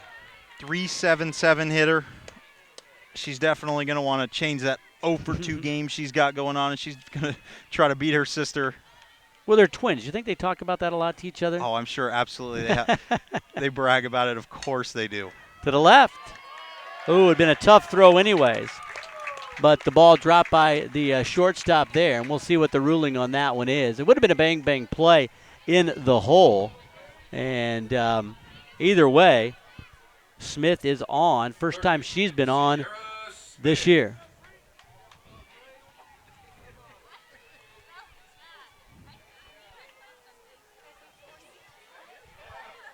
So we'll get to see if that was a hit or an error. I'll have to check that in just a minute. First pitch to Sierra Smith, misses 1-0. Sierra Smith, as you said, 2 for 2. Definitely going to be important for the Lopes to get a run here. She fires that one up the middle. Ball up the middle. So the Smith twins, back-to-back base hits. That was called a base hit for Shay Smith on that ball that was muffed in by the shortstop, Erica Dick. So back-to-back base hits by the Smith twins, and that's exactly how the Lopes wanted to get this 5th inning going. Yeah, that was big time. Now we got 2 quick runners on base. Nikki Gonzalez going to try to bring some of them in, or at least advance them a base. So Nikki 1 for 1 in this one. Going to bunt him over. Oh, look at that one. It just spun right in front of the plate. Wow. The catcher had to wait for the runner to go by. A nice play by Cold Iron to get that out at first. Yeah, that was a great bunt by Nikki Gonzalez. It dropped right by her feet. She was able to step over. I'm surprised Cold Iron was able to scoop that one up and get that over to first in time. How in the world did that one not spin foul? It was just like spun right down into the ground. That was interesting. Never seen that one before. But she advances the Smith twins, and Lainey Gomez now going to have a chance to drive in 2 all-important runs here for the Lopes. Pitch misses outside. Gomez looking for her first base hit. She reached base on a walk in the first, ground out to Sunoki down at third in the third. Nikki Gonzalez, boy, she drove in the first run on a sac fly. She has a sac bunt here. She's been sacrificing for this team all over the place. Had a base hit early, too. Little chopper off the glove of Sunoki. That's going to tie the game. Well, Sunoki has been playing such brilliant defense down there, and when they really needed it, just couldn't come up with it. Didn't seem like that difficult of a play. Might have taken her eye off the ball to take a glance back at that runner. But that puts the second run in, tied 2-2. Tough spinner there on Sunoki. flicked right off her glove. Unfortunately, So E5 on Sunoki. fortunately, Sierra Smith wasn't able to advance. She's still on second, but Shea Smith did score.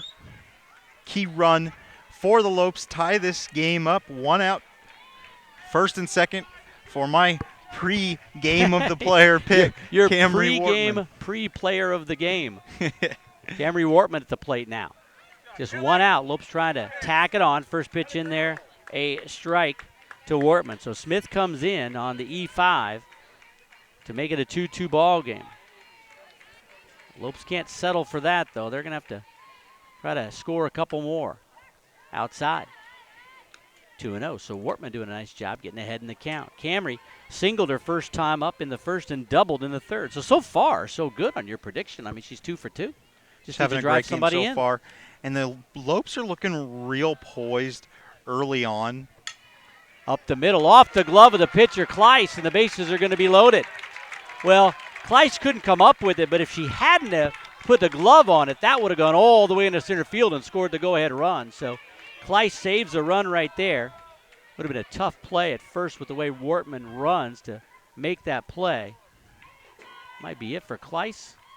They're going to come out and have a meeting in the circle. Well, the Lopes are applying the pressure. Second time in the ballgame they've had the bases loaded. First time didn't go so well. They need to get something going here, and it was Bianca Bowling who came up last time with the bases loaded in the first inning and ground out to end the inning. Yeah, first time it was 2 outs in the inning, so 1 out here, looking real deadly for the Lopes. But as I was saying, the Lopes are looking real poised. As you said earlier, you talked about how Coach Pearson has this fierce attitude, and she just comes in it, guns blazing. And you can see that working through her team here. Her team has just been real calm, real collected. They've come out in the bottom of this 5th inning. They've been able to easily put runners on the base and been able to put 1 run on the board and looking threatening to put some more on here. Well, need to break out of it here. We've seen this Bears team. They're very good at comebacks. They won the first game with a comeback over Bradley. First pitch misses outside. Bianca Bowling ground out in the first with the bases loaded to end the inning. Popped out in the third to end the inning.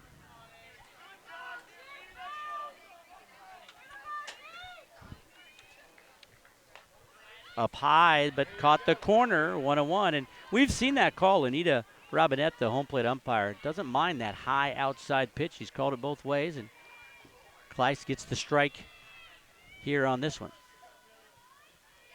The 1-1. That one misses low and away. Seems to like that zone up high and away much more than low and away, probably because can't see it very well. Looking over the catcher there. Smith, Gomez, and Wortman on base. Good block by the catcher, Coldiron.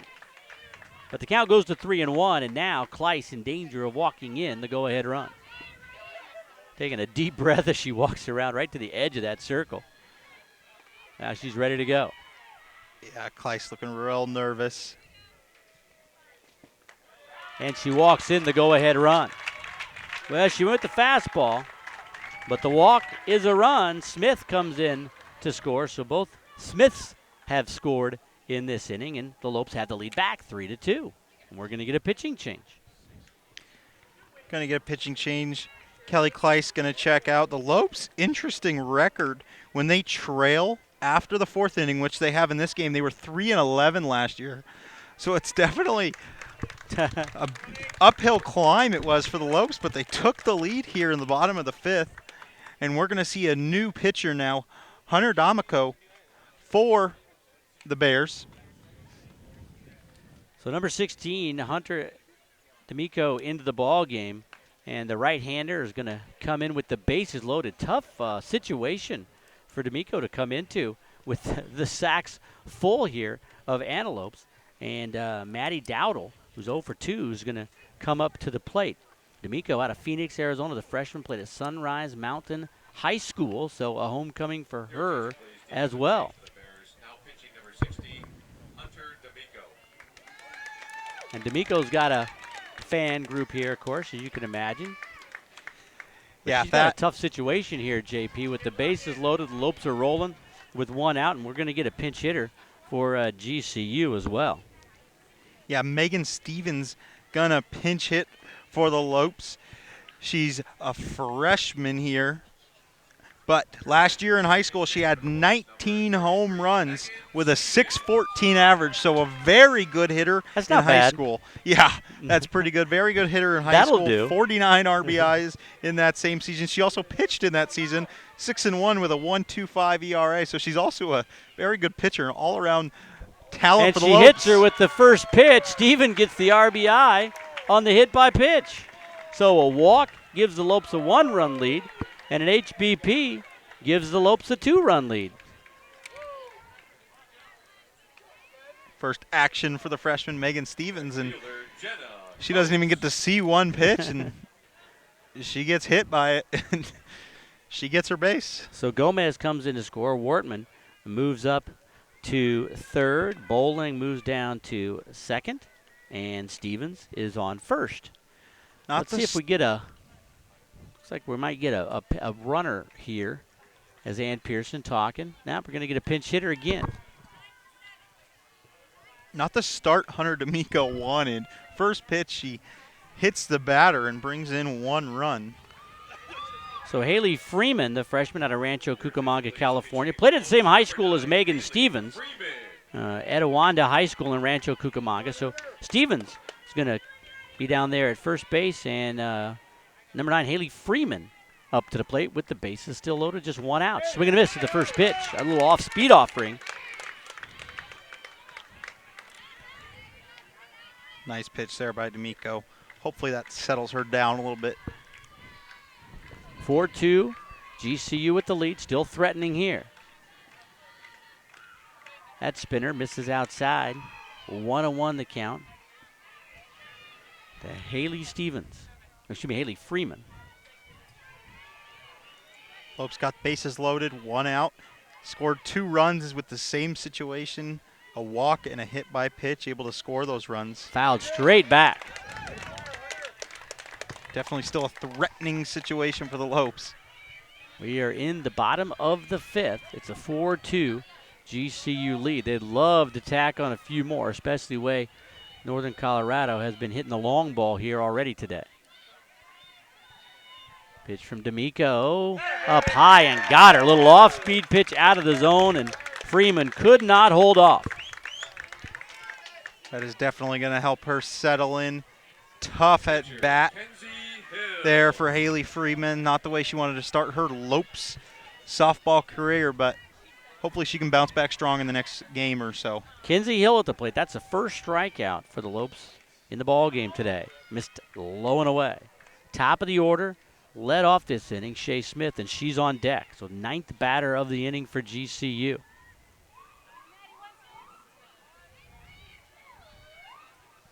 Hill, little bouncer. Oh, and under the glove of the shortstop. 1 run's going to score. Stevens is trucking to third. The throw, they got her. Did the run score? Run's going to count. So a couple of runs come across. They're going to count that other run, I believe, make it a 6-2 ball game. Tough We'll play talk there. about the umpire here. Yeah, 5 runs come across in that inning. Boy, right under the glove of Erica Dick. As she stumbled, it looked like, coming into that ball, and just got into the Looked outfield. like a little knuckleball bouncer there. Had a lot of spin on it. Looked pretty tough for her. She looked off balance as she was leaning forward, and that slipped right under her glove. Wortman and Bowling come in to score. It's a 6-2 GCU lead as we go to the 6th. Back after this. Grand Canyon University's newly remodeled golf course is thriving in the heart of Phoenix, featuring over 7,200 yards of expansive tees and tree-lined fairways, signature par 3s, greenside bunkers, premium greens, and a brand new clubhouse and restaurant. Experience a University Championship golf course this summer with great rates as low as $15 available now. Book your tee times at gcugolf.com.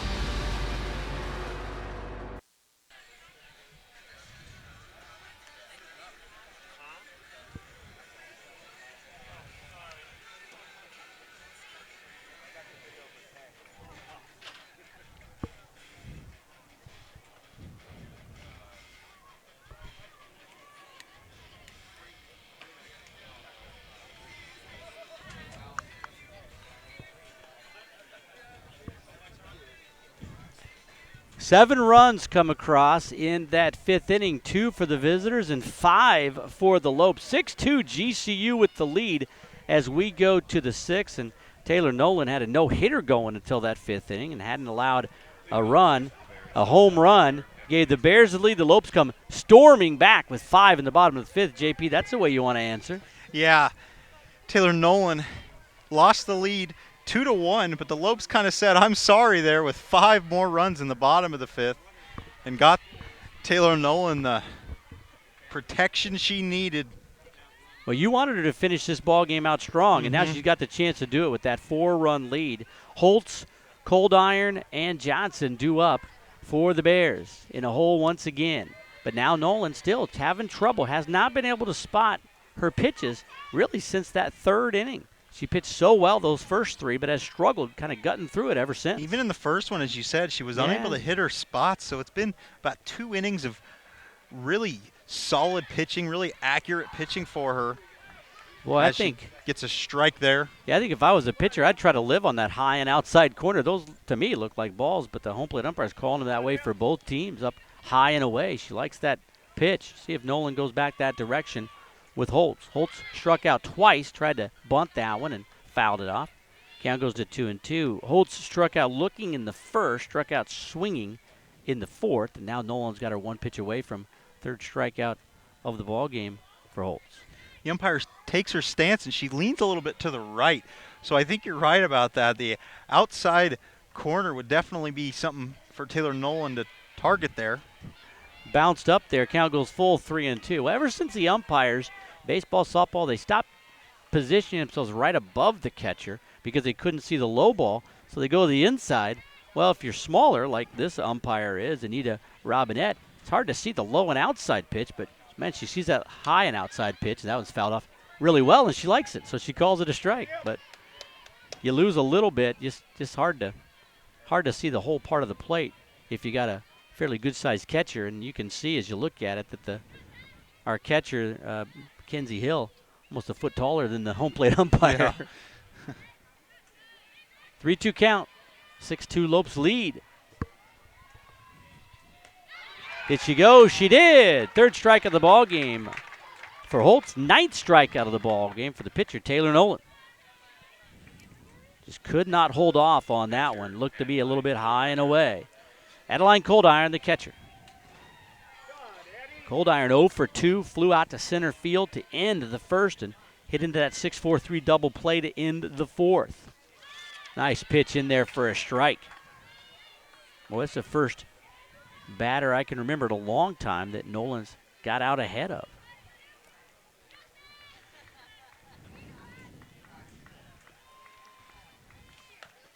Outside corner, strike 2. So now Taylor maybe trying to get back into a little bit of a groove after that strikeout to open the ball game. After this kickoff tournament, the Lopes head to the Baylor Getterman Classic. Play North Texas, Baylor, and UTSA, North Texas and Lamar. Be a good contest down there. 1-2 the count. Then they got the GCU Invitational back here, then the GCU Round Robin. A lot of home games. It's always nice for GCU and for those teams out west. They get to get a lot of home games early in the non-conference year. Definitely nice. Can get your feet under you, figure out where your strong points are, and figure out where you can work on your weaknesses and all that while not being far away from home. Yeah, next weekend the Antelope baseball squad opens a bit up against Oklahoma State University, perennial NCAA regional and World Series team from last year. Up high and tight, almost caught her. Yeah, those will be pretty fun games for the Lopes baseball team. You can catch those ones here on GCU TV. Good schedule for both the baseball squad and the softball squad. You look down this, a lot of good teams. U of A on that slate, Washington on that slate, some very good Pac-12 teams. The payoff pitch, and she bounces it up there. And Taylor's smiling, kind of laughing there as the walk puts a runner on with 1 out. As you were saying, an interesting schedule as well for the baseball team. Playing a little exhibition against the Diamondbacks in about a month. That one will be real exciting to see just how well they do against a professional spring training team. Out at Salt River Field on the 22nd, and come out and check it out. I believe it's a 1 o'clock start. Should be a lot of fun for the guys to play out there too. Johnson at the plate. Pitch in there for a strike. Johnson got the base hit single leading off the 5th. They put a pinch runner in, Kaylee Garcia, and then the 2-run homer by the on-deck batter, Jordan Wiatrak. It gave the Bears the lead momentarily. Didn't last long. Ripped down the third base line, but foul. Well, you see that field turf. You see that that black rubber kind of bounce up. It's field turf with rubber infill, and the reason they didn't do the infield turf is because the NCAA doesn't allow turf infields in postseason play. You can have a turf outfield, but not a turf infield if you want to ever host postseason play. And they're building this stadium like they're going to build the baseball stadium in order to host some of those regionals and super regionals. Yeah, I can definitely see that happening in the future. Into left. Jammed her a bit. Easy play out there for Dowdle. 2 down. Oddly enough, the NCAA, they don't care in baseball if you have a turf infield. Now you can host, but not in softball for some reason. Interesting. I never try to understand why the NCAA does some of the things the NCAA does. Actually, that's not true. I always try, but I never can. Ground ball, left side, going to get through. Well, we'll take that. Better than another 2-run homer for Wiatrak, who had the 2-run dinger back in the 5th. But a base hit here. Looks like she's figured out Taylor Nolan. 2 for 3 in this ball game. And now with 2 outs, you got runners at first and second. We're going to get a pinch runner going down there to second base. Taylor Nolan calling in the infield. A little bit of scheme in here. Looking to keep these runners off the board. Hopefully get out of this inning no harm. Well, Sophia Taylor going to be at the plate. They're going to get, I think is that number 39? Is that Maddie Schmidt out there at second base? Going to pinch run. Yeah, 39. Maddie Schmidt, the sophomore out of Westminster, Colorado, and Stanley Lake High School, will pinch run out at second base. Takes the place of Cold Iron, the catcher, and now Sophia Taylor. 0 for 2, a strikeout and a pop-out. Bears not going away. Right side, but that's going to find the turf for a foul ball. The Lopes 2-0 against University of Northern Colorado all time in this series. The last time they faced the Bears was in 2015 during the inaugural GCU kickoff tournament, the one we are currently at. So definitely something good to see for the Lopes. And that was in that last inning, or in that last showing. Fouled off. That's going to catch the screen. In that last showing, Taylor Nolan had 10 strikeouts and a 3-hitter and led the Lopes to a 7-1 win. Very similar game here, except Bears clearly have a lot more hits in this one. But close to 10 strikeouts for Taylor Nolan. And a 7-1 score in that one, 6-2 in this one. Hopefully the Lopes can finish off this game just like they finished off that one. Lopes up 6-2. Taylor's given up 5 hits in this one. That one missed outside, who dropped by the catcher Hill, but the runner Schmidt holds her position, now trots back to second. Yeah, those 9 strikeouts, though, for Nolan. 1-2 count. She's hoping to get another one here. Ground ball to short. Smith fires in time. That's the inning. So a couple of base runners, a walk and a base hit single, but a strikeout, a flyout, and then a ground out in the threat. We go to the bottom of the 6th. The Lopes still lead at 6-2. Thank you to all you viewers for tuning in. Be sure to check out GCU TV on YouTube. Make sure to subscribe to that page so you never miss any of the action here. We'll be streaming all the softball home games here in brand new GCU softball stadium. Definitely something to look forward to. I've loved broadcasting for GCU TV so far this year, and this is your first GCU TV broadcast, isn't it? This year, yeah. Well, welcome. Yeah, thanks. Good to be here. And the Lopes with a 6-2 lead in the bottom of the 6th inning. You know, the Lopes scored 5 in the bottom of the 5th to answer back the 2 runs that the Bears put on the board. And Nolan with 9 strikeouts, really the story of this ball game for GCU. For the Lopes, it'll be back to the top of the order here. Shea Smith, Sierra Smith, and Nikki Gonzalez due up. They're going to leave Hunter D'Amico in the ballgame. D'Amico came into the ballgame in relief of Kelly Kleiss. And just as we were talking in the 5th inning about Kleiss being very slippery, pitching around things, doing a good job, Lopes got to her with those 5 runs in the 5th and chased her from the ballgame. Meeting in the circle. Right there, ready to go here. Top of the order again for the Lopes, going to be facing Hunter D'Amico. Smith will lead it off, 1 for 3. Had the single and scored a run, getting the 5th inning started. Prior to that, a ground out, little grounder in front of the plate, and a ground out to third. That one fouled right back to Cold Iron. That one was almost one of those spinners that just stays right by her feet.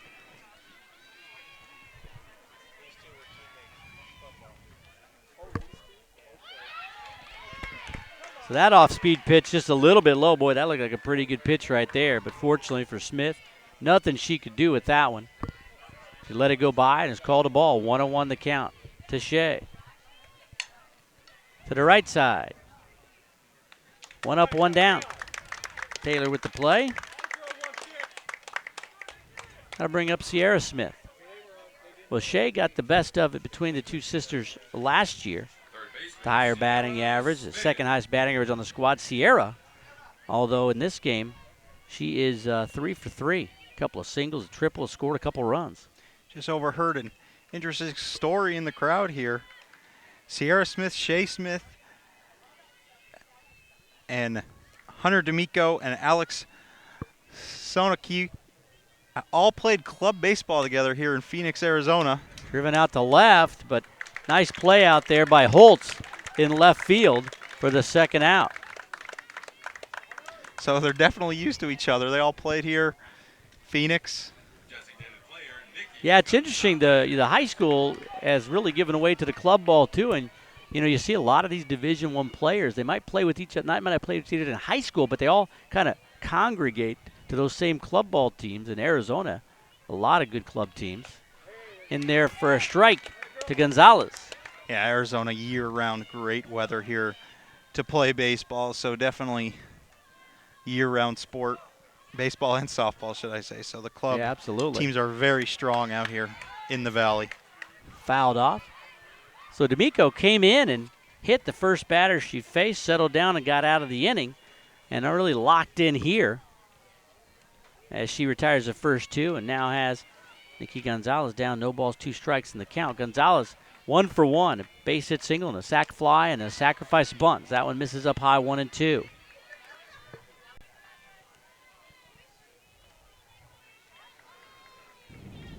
Lopes not really getting anything done this inning. 2 quick outs, another tough count, 1-2 as she fouls that one off. Gonzalez staying alive here. Hopefully Nikki Gonzalez can, as you said, stay alive and maybe get on base and maybe start something for the Lopes here in the bottom of the 6th. She's used to being up in this game with runners already on base. First time she's been up with nobody on base. Not really sure what to do. Ooh, nice breaking pitch. Stayed down low, though. The Bears fans liked it, but the home plate umpire didn't. Just missed the plate. A nice breaking pitch. Had Gonzalez frozen. Best she could do is hope it went by and went low, and it did. 2-2 with 2 outs. Fastball down low. So the count goes full, 3-2. Yeah, sometimes when you don't get that pitch that you think you're going to get, it can distress you for the next couple of pitches. 3-2 count. Gonzalez having a very good at bat here. Just fouling them off, staying alive. The 3-2. She checked her swing. They're going to look down there. I think she might have gone. They say she didn't. Have they asked to check? No. So it's a walk with 2 outs. Gonzalez goes down to first. Lainey Gomez at the plate, and they're going to get a pinch runner for Gonzalez. So number 20 is going to come in. Taylor Kay, sophomore out of Glendale, Arizona, Mountain Ridge High, going to come in and run for Gonzalez. Hopefully Gonzalez can get a hit to outfield and Taylor Kay can turn on the jets and speed her way around some of these bags. Well, Gomez, I mean, she reached on that error and then scored in the 5th. Ground out to third in the third and walked in the first, so still looking for that first base hit of the season. I've got to double check. I think that was the only error. They might have, yeah, that was the only error. I think they reversed one of those calls earlier. Throw behind the runner, and Kay dives back. Well, Kay looks like a fast runner, doesn't she? Yeah, she does. She looks Just like the way she stands, the way she goes about her business over there, she's ready to roll. The 1-0. right as the foul. pitch goes, she gets a quick little runoff. She had to slide her way back there as they tried to pick her off. But Hunter D'Amico, tough at bat last for her. Started it 0-2, ended up walking the runner. That one misses as well, 2-1. It looks like D'Amico's trying to nibble a bit there, and the umpire's not obliging. 2-1 the count. Eleni Gomez last year hit .326, had 13 RBI. The 2-1. Into center field. That one's going to get down. Kay is going to have to hustle into second base. Can go no further. So Gomez gets her first hit of this season. Been on base, though, 3 times. A walk and error, and now on with the base hit. Great line drive hit there. As I said earlier, you got to worry about this turf. Kudrna had to make sure she was able to corral that one in. It could have taken a tough hop. That was a real line drive, had a lot of speed on it. Wortman at the plate, down low, and Kay got a big jump. Looked like she wanted to try to steal third, but hustles back to second. Ball 1 to Camry Wortman, the senior second baseman. 3 for 3. A single in the first, a double in the third, and singled and scored a run in the 5th. Chopped foul. The Lopes looked like they weren't going to get much done this inning. It was quick 2 outs. Yeah. And 3-2 walk Nikki to Gonzalez. Boy, they free passes. Fell behind 0-2. Yep. It looked pretty, like a pretty quick 1-2-3 inning for the Bears, but the Lopes able to put 2 runners on the board here late. Nico was rolling. Is that one going to get through? Nice backhand, no play. Runner's going to come around. Kay didn't stop, and she scores. Okay, real quick there. She was able to round third as the second baseman tried to get the runner out at first, and she slid in and kicked that leg out of the catcher, and the catcher was unable to tag her on home plate, and she puts a run on for the Lopes. Well, Ann Pearson said she was going to be aggressive, did not put on the stop sign. Kay didn't stop, beat the throw to home, and it is 7-2 GCU. Great 2-out rally here for the Lopes. Didn't look like they were going to get much done, and here they go. Bowling down the line. That's going to be trouble if it's fair. It is. Gomez scores. Wortman around third. Going to come in to score. A 2-run, 2-out double by Bowling. Her first base hit of the ball game. And it's 9-2 GCU. Beautiful slicing hit there. That one just stayed foul. She had 5 doubles on the year last year, so not known for her speed and getting to second base, but she's able to get one there, and 2 RBIs for her on that hit. And now another pitcher, Lauren Page, going to come in. And, boy, tough luck for D'Amico, the local product, because, as you mentioned, she was mowing down the Lopes, had 2 quick outs, but a great at-bat by Nikki Gonzalez. She worked it to a 3-2 count, got the walk, and then the base hit single by Gomez, the single by Wortman with Kay, the pinch runner, coming around to score, just motoring around third, really pushing the action, coming in just before the throw. And then Bowling didn't take long at all. First pitch she saw, just laced it down the line for a 2-run double. Yeah, one thing that's going to be important to watch later in this tournament for the Bears is this is going to be their 7th pitcher they have used in the first 2 games. So you're definitely going to want to keep an eye on the fatigue later on the line tomorrow and the next day for the Bears, because this could come back to hurt them. Page on now, the 5'10", Highlands Ranch, Colorado native, a Rock Canyon High School grad, in there to try to stop the scoring of the Lopes here. We got a pinch runner now once again for the Lopes. Lauren Page was 0-3 on the year last year, 21 earned runs with an 8.22 ERA, only 6 strikeouts in 23 innings pitched. Maddie Dowdle, ground ball to third. Sunoki's got it, fires to first. So Page comes in and economy of effort there. One pitch and one out, and that will be the inning. But the Lopes put 3 on the board. They've scored 8 in the last 2 innings, and they got the big lead. Nolan coming on, just needs 3 more outs to put this one in the books and get the first win in the new GCU softball stadium. 9-2 Lopes. Back after this.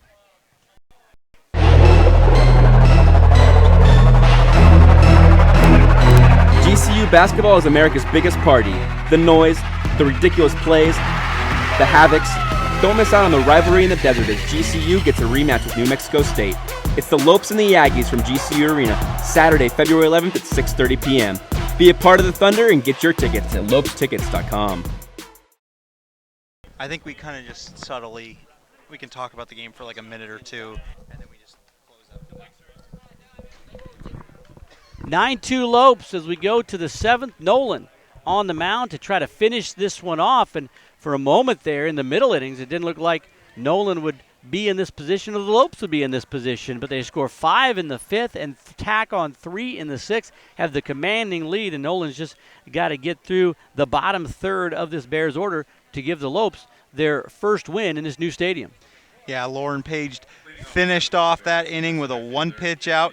And it's not, unless they tack on 7 runs on the board right here in this top of the 7th, it's not looking like she's going to come back out and pitch again to the Lopes. But we'll see if Taylor Nolan can finish this one off. That 5th inning looked like one of the worst innings she's ever had, and she still only allowed 2 runs. Right. So 7 runs would be a steep task for her to let up here. Caderna, Sanoki, and Talmadge due up for the Bears. Looks like we might get a pinch hitter, though, after this first batter. Fouled back by Caderna. Caderna got a base hit single against Nolan back in the 5th when the Bears put 2 on the board. She also struck out in the 3rd. Nolan ahead in the count, no balls and 1 strike. Missed outside, 1-1. Well, 9 strikeouts on the day so far for Taylor Nolan. And she has struck out all 3 of the batters she is scheduled to face here. As we mentioned, number 17, Autumn Anderson, has a bat in the on-deck circle. Fouled back. 1 ball and 2 strikes. Well, when you look at 9 strikeouts and a 9-2 win, you would think, boy, Nolan was just mowing him down and in command the whole way. But a bit of a struggle in the 1st and then in the 4th and the 5th and the 6th. She was on fire there in the 2nd and 3rd, and her team responded with those 8 runs in the last 2 innings. Up high and inside, 2-2.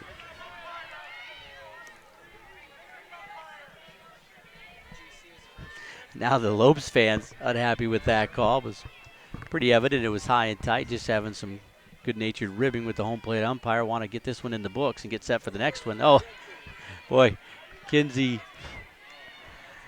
Caderna getting out of the way for a minute there, tried to put that leg back in there, thought maybe she could get hit by the pitch, but didn't catch her. 3-2. I don't think the ump would have let her go down to first anyways, but payoff pitch. Swing and a miss on a ball outside, tipped into the mid actually, and there's the 10th strikeout of the ball game for Taylor Nolan.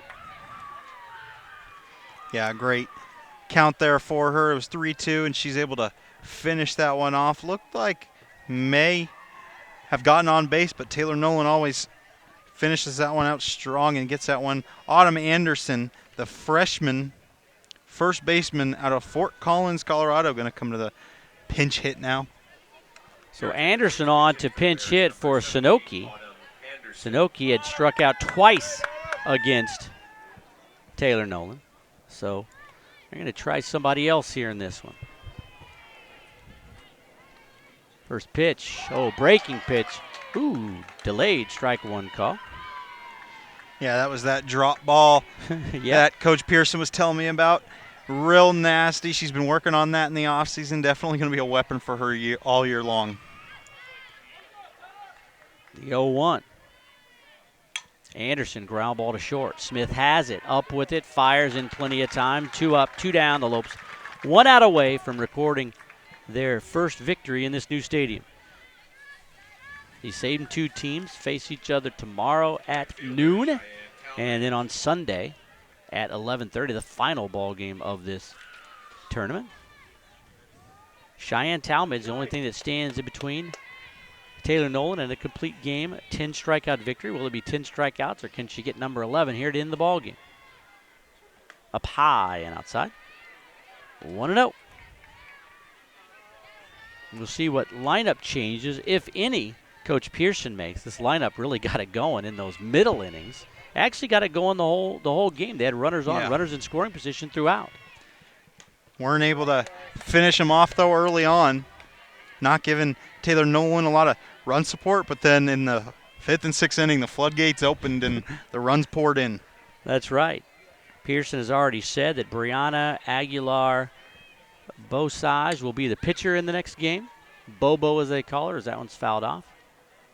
So we'll get a chance to see her throw. I talked to Coach Pearson prior to the game, and she said, I probably won't change the lineup too much. I kind of like this. I want to see him play, get out there, and so far they've performed well. Next game will be about 35 minutes after this one ends. Up high. So now Talmadge trying to extend this ball game with a walk. That would bring up the top of the order, and the ever dangerous Erica Dick on deck. The 3-1 from Nolan. Ball 4. Well, she got a little too cute trying to find the outside corner there, and now she's going to have to face the top of the order. Yeah, she was looking to finish this game off with a strikeout. She ended up pitching 4 balls there and putting a runner on. 9-2, the GCU with the commanding lead. Talmadge on for the second time, had the base hit single back in the 5th. Bounces that one in there. Hill can't control it, and Talmadge head first dive into second base. So now a runner in scoring position. No real concern of the Lopes, that runner out there. We're just making a 9-3 game. More important, they want to try to get this one finished off. Tough play there by Hill. Let that one get aside from her. Foul back our direction. 1-1 the count now. And now Erica Dick. It's runner on second now, and Taylor Nolan's got to face Erica Dick. Best hitter for the Bears. Dick 0 for 2 today. Pop out, a walk, and a ground out. Swing and a miss. 1 strike away. 1-2 the count. So Northern Colorado getting set to split on the day. Won the first ball game against Bradley. Lopes will play Bradley. More than likely start around 30-35 minutes after this one ends. You can catch that one right here on GCU TV. Michael will be here for that one. I will not, however. Swing and a miss, strike 3, and that's the ball game. 11th strikeout of the ball game for Taylor Nolan. And JP, the Lopes get it done here. Don't even have to play the bottom of the 7th. 9-2. Definitely some things they can work on and build on, but offensively put the pressure on the Bears. Finally, we're able to break through for that big 5-run 5th and 3-run 6th to put this away. And Nolan, we're not really totally on her game through those middle innings, but how can you say anything bad about an 11 strikeout performance, you know? Nolan, 11 strikeouts, definitely the player of the game for the Lopes. She was the reason they won, but 9 runs. It looks like the offense did good, but can you imagine if they put together some of those runs they had and those runners they had in scoring position early on here? This one could have got out of hand early. Definitely left some runners on, but able to get it done. So the final 9-2, the Lopes win. The Northern Colorado 2 runs on 5 hits, 1 error, and 5 left on base. For the Lopes, 9 runs on 12 hits, no errors, and 7 left on base. Taylor Nolan will get the win and go to 1-0. Kelly Kleiss will get the loss and go to 0-1. And JP, I know you got to run, but you'll be back with more. They can catch softball all weekend long on GCU TV. Yeah, there'll be Colorado right here on GCU TV. This tournament is sure to be a good one. Good start for the Lopes. You're hanging around, but I got to get out of here. Well, thanks for everybody for tuning in. We got more GCU softball coming up 30 minutes from now. And all this weekend, follow Grand Canyon University on Twitter, Facebook, and Instagram. Don't forget to subscribe to our YouTube channel at youtube.com/GCU. Enjoy your next 30 minutes, but I got to see you back here because we got a good ball game against the Braves. The Lopes win at 9-2. We'll see you back here in 30. Go Lopes.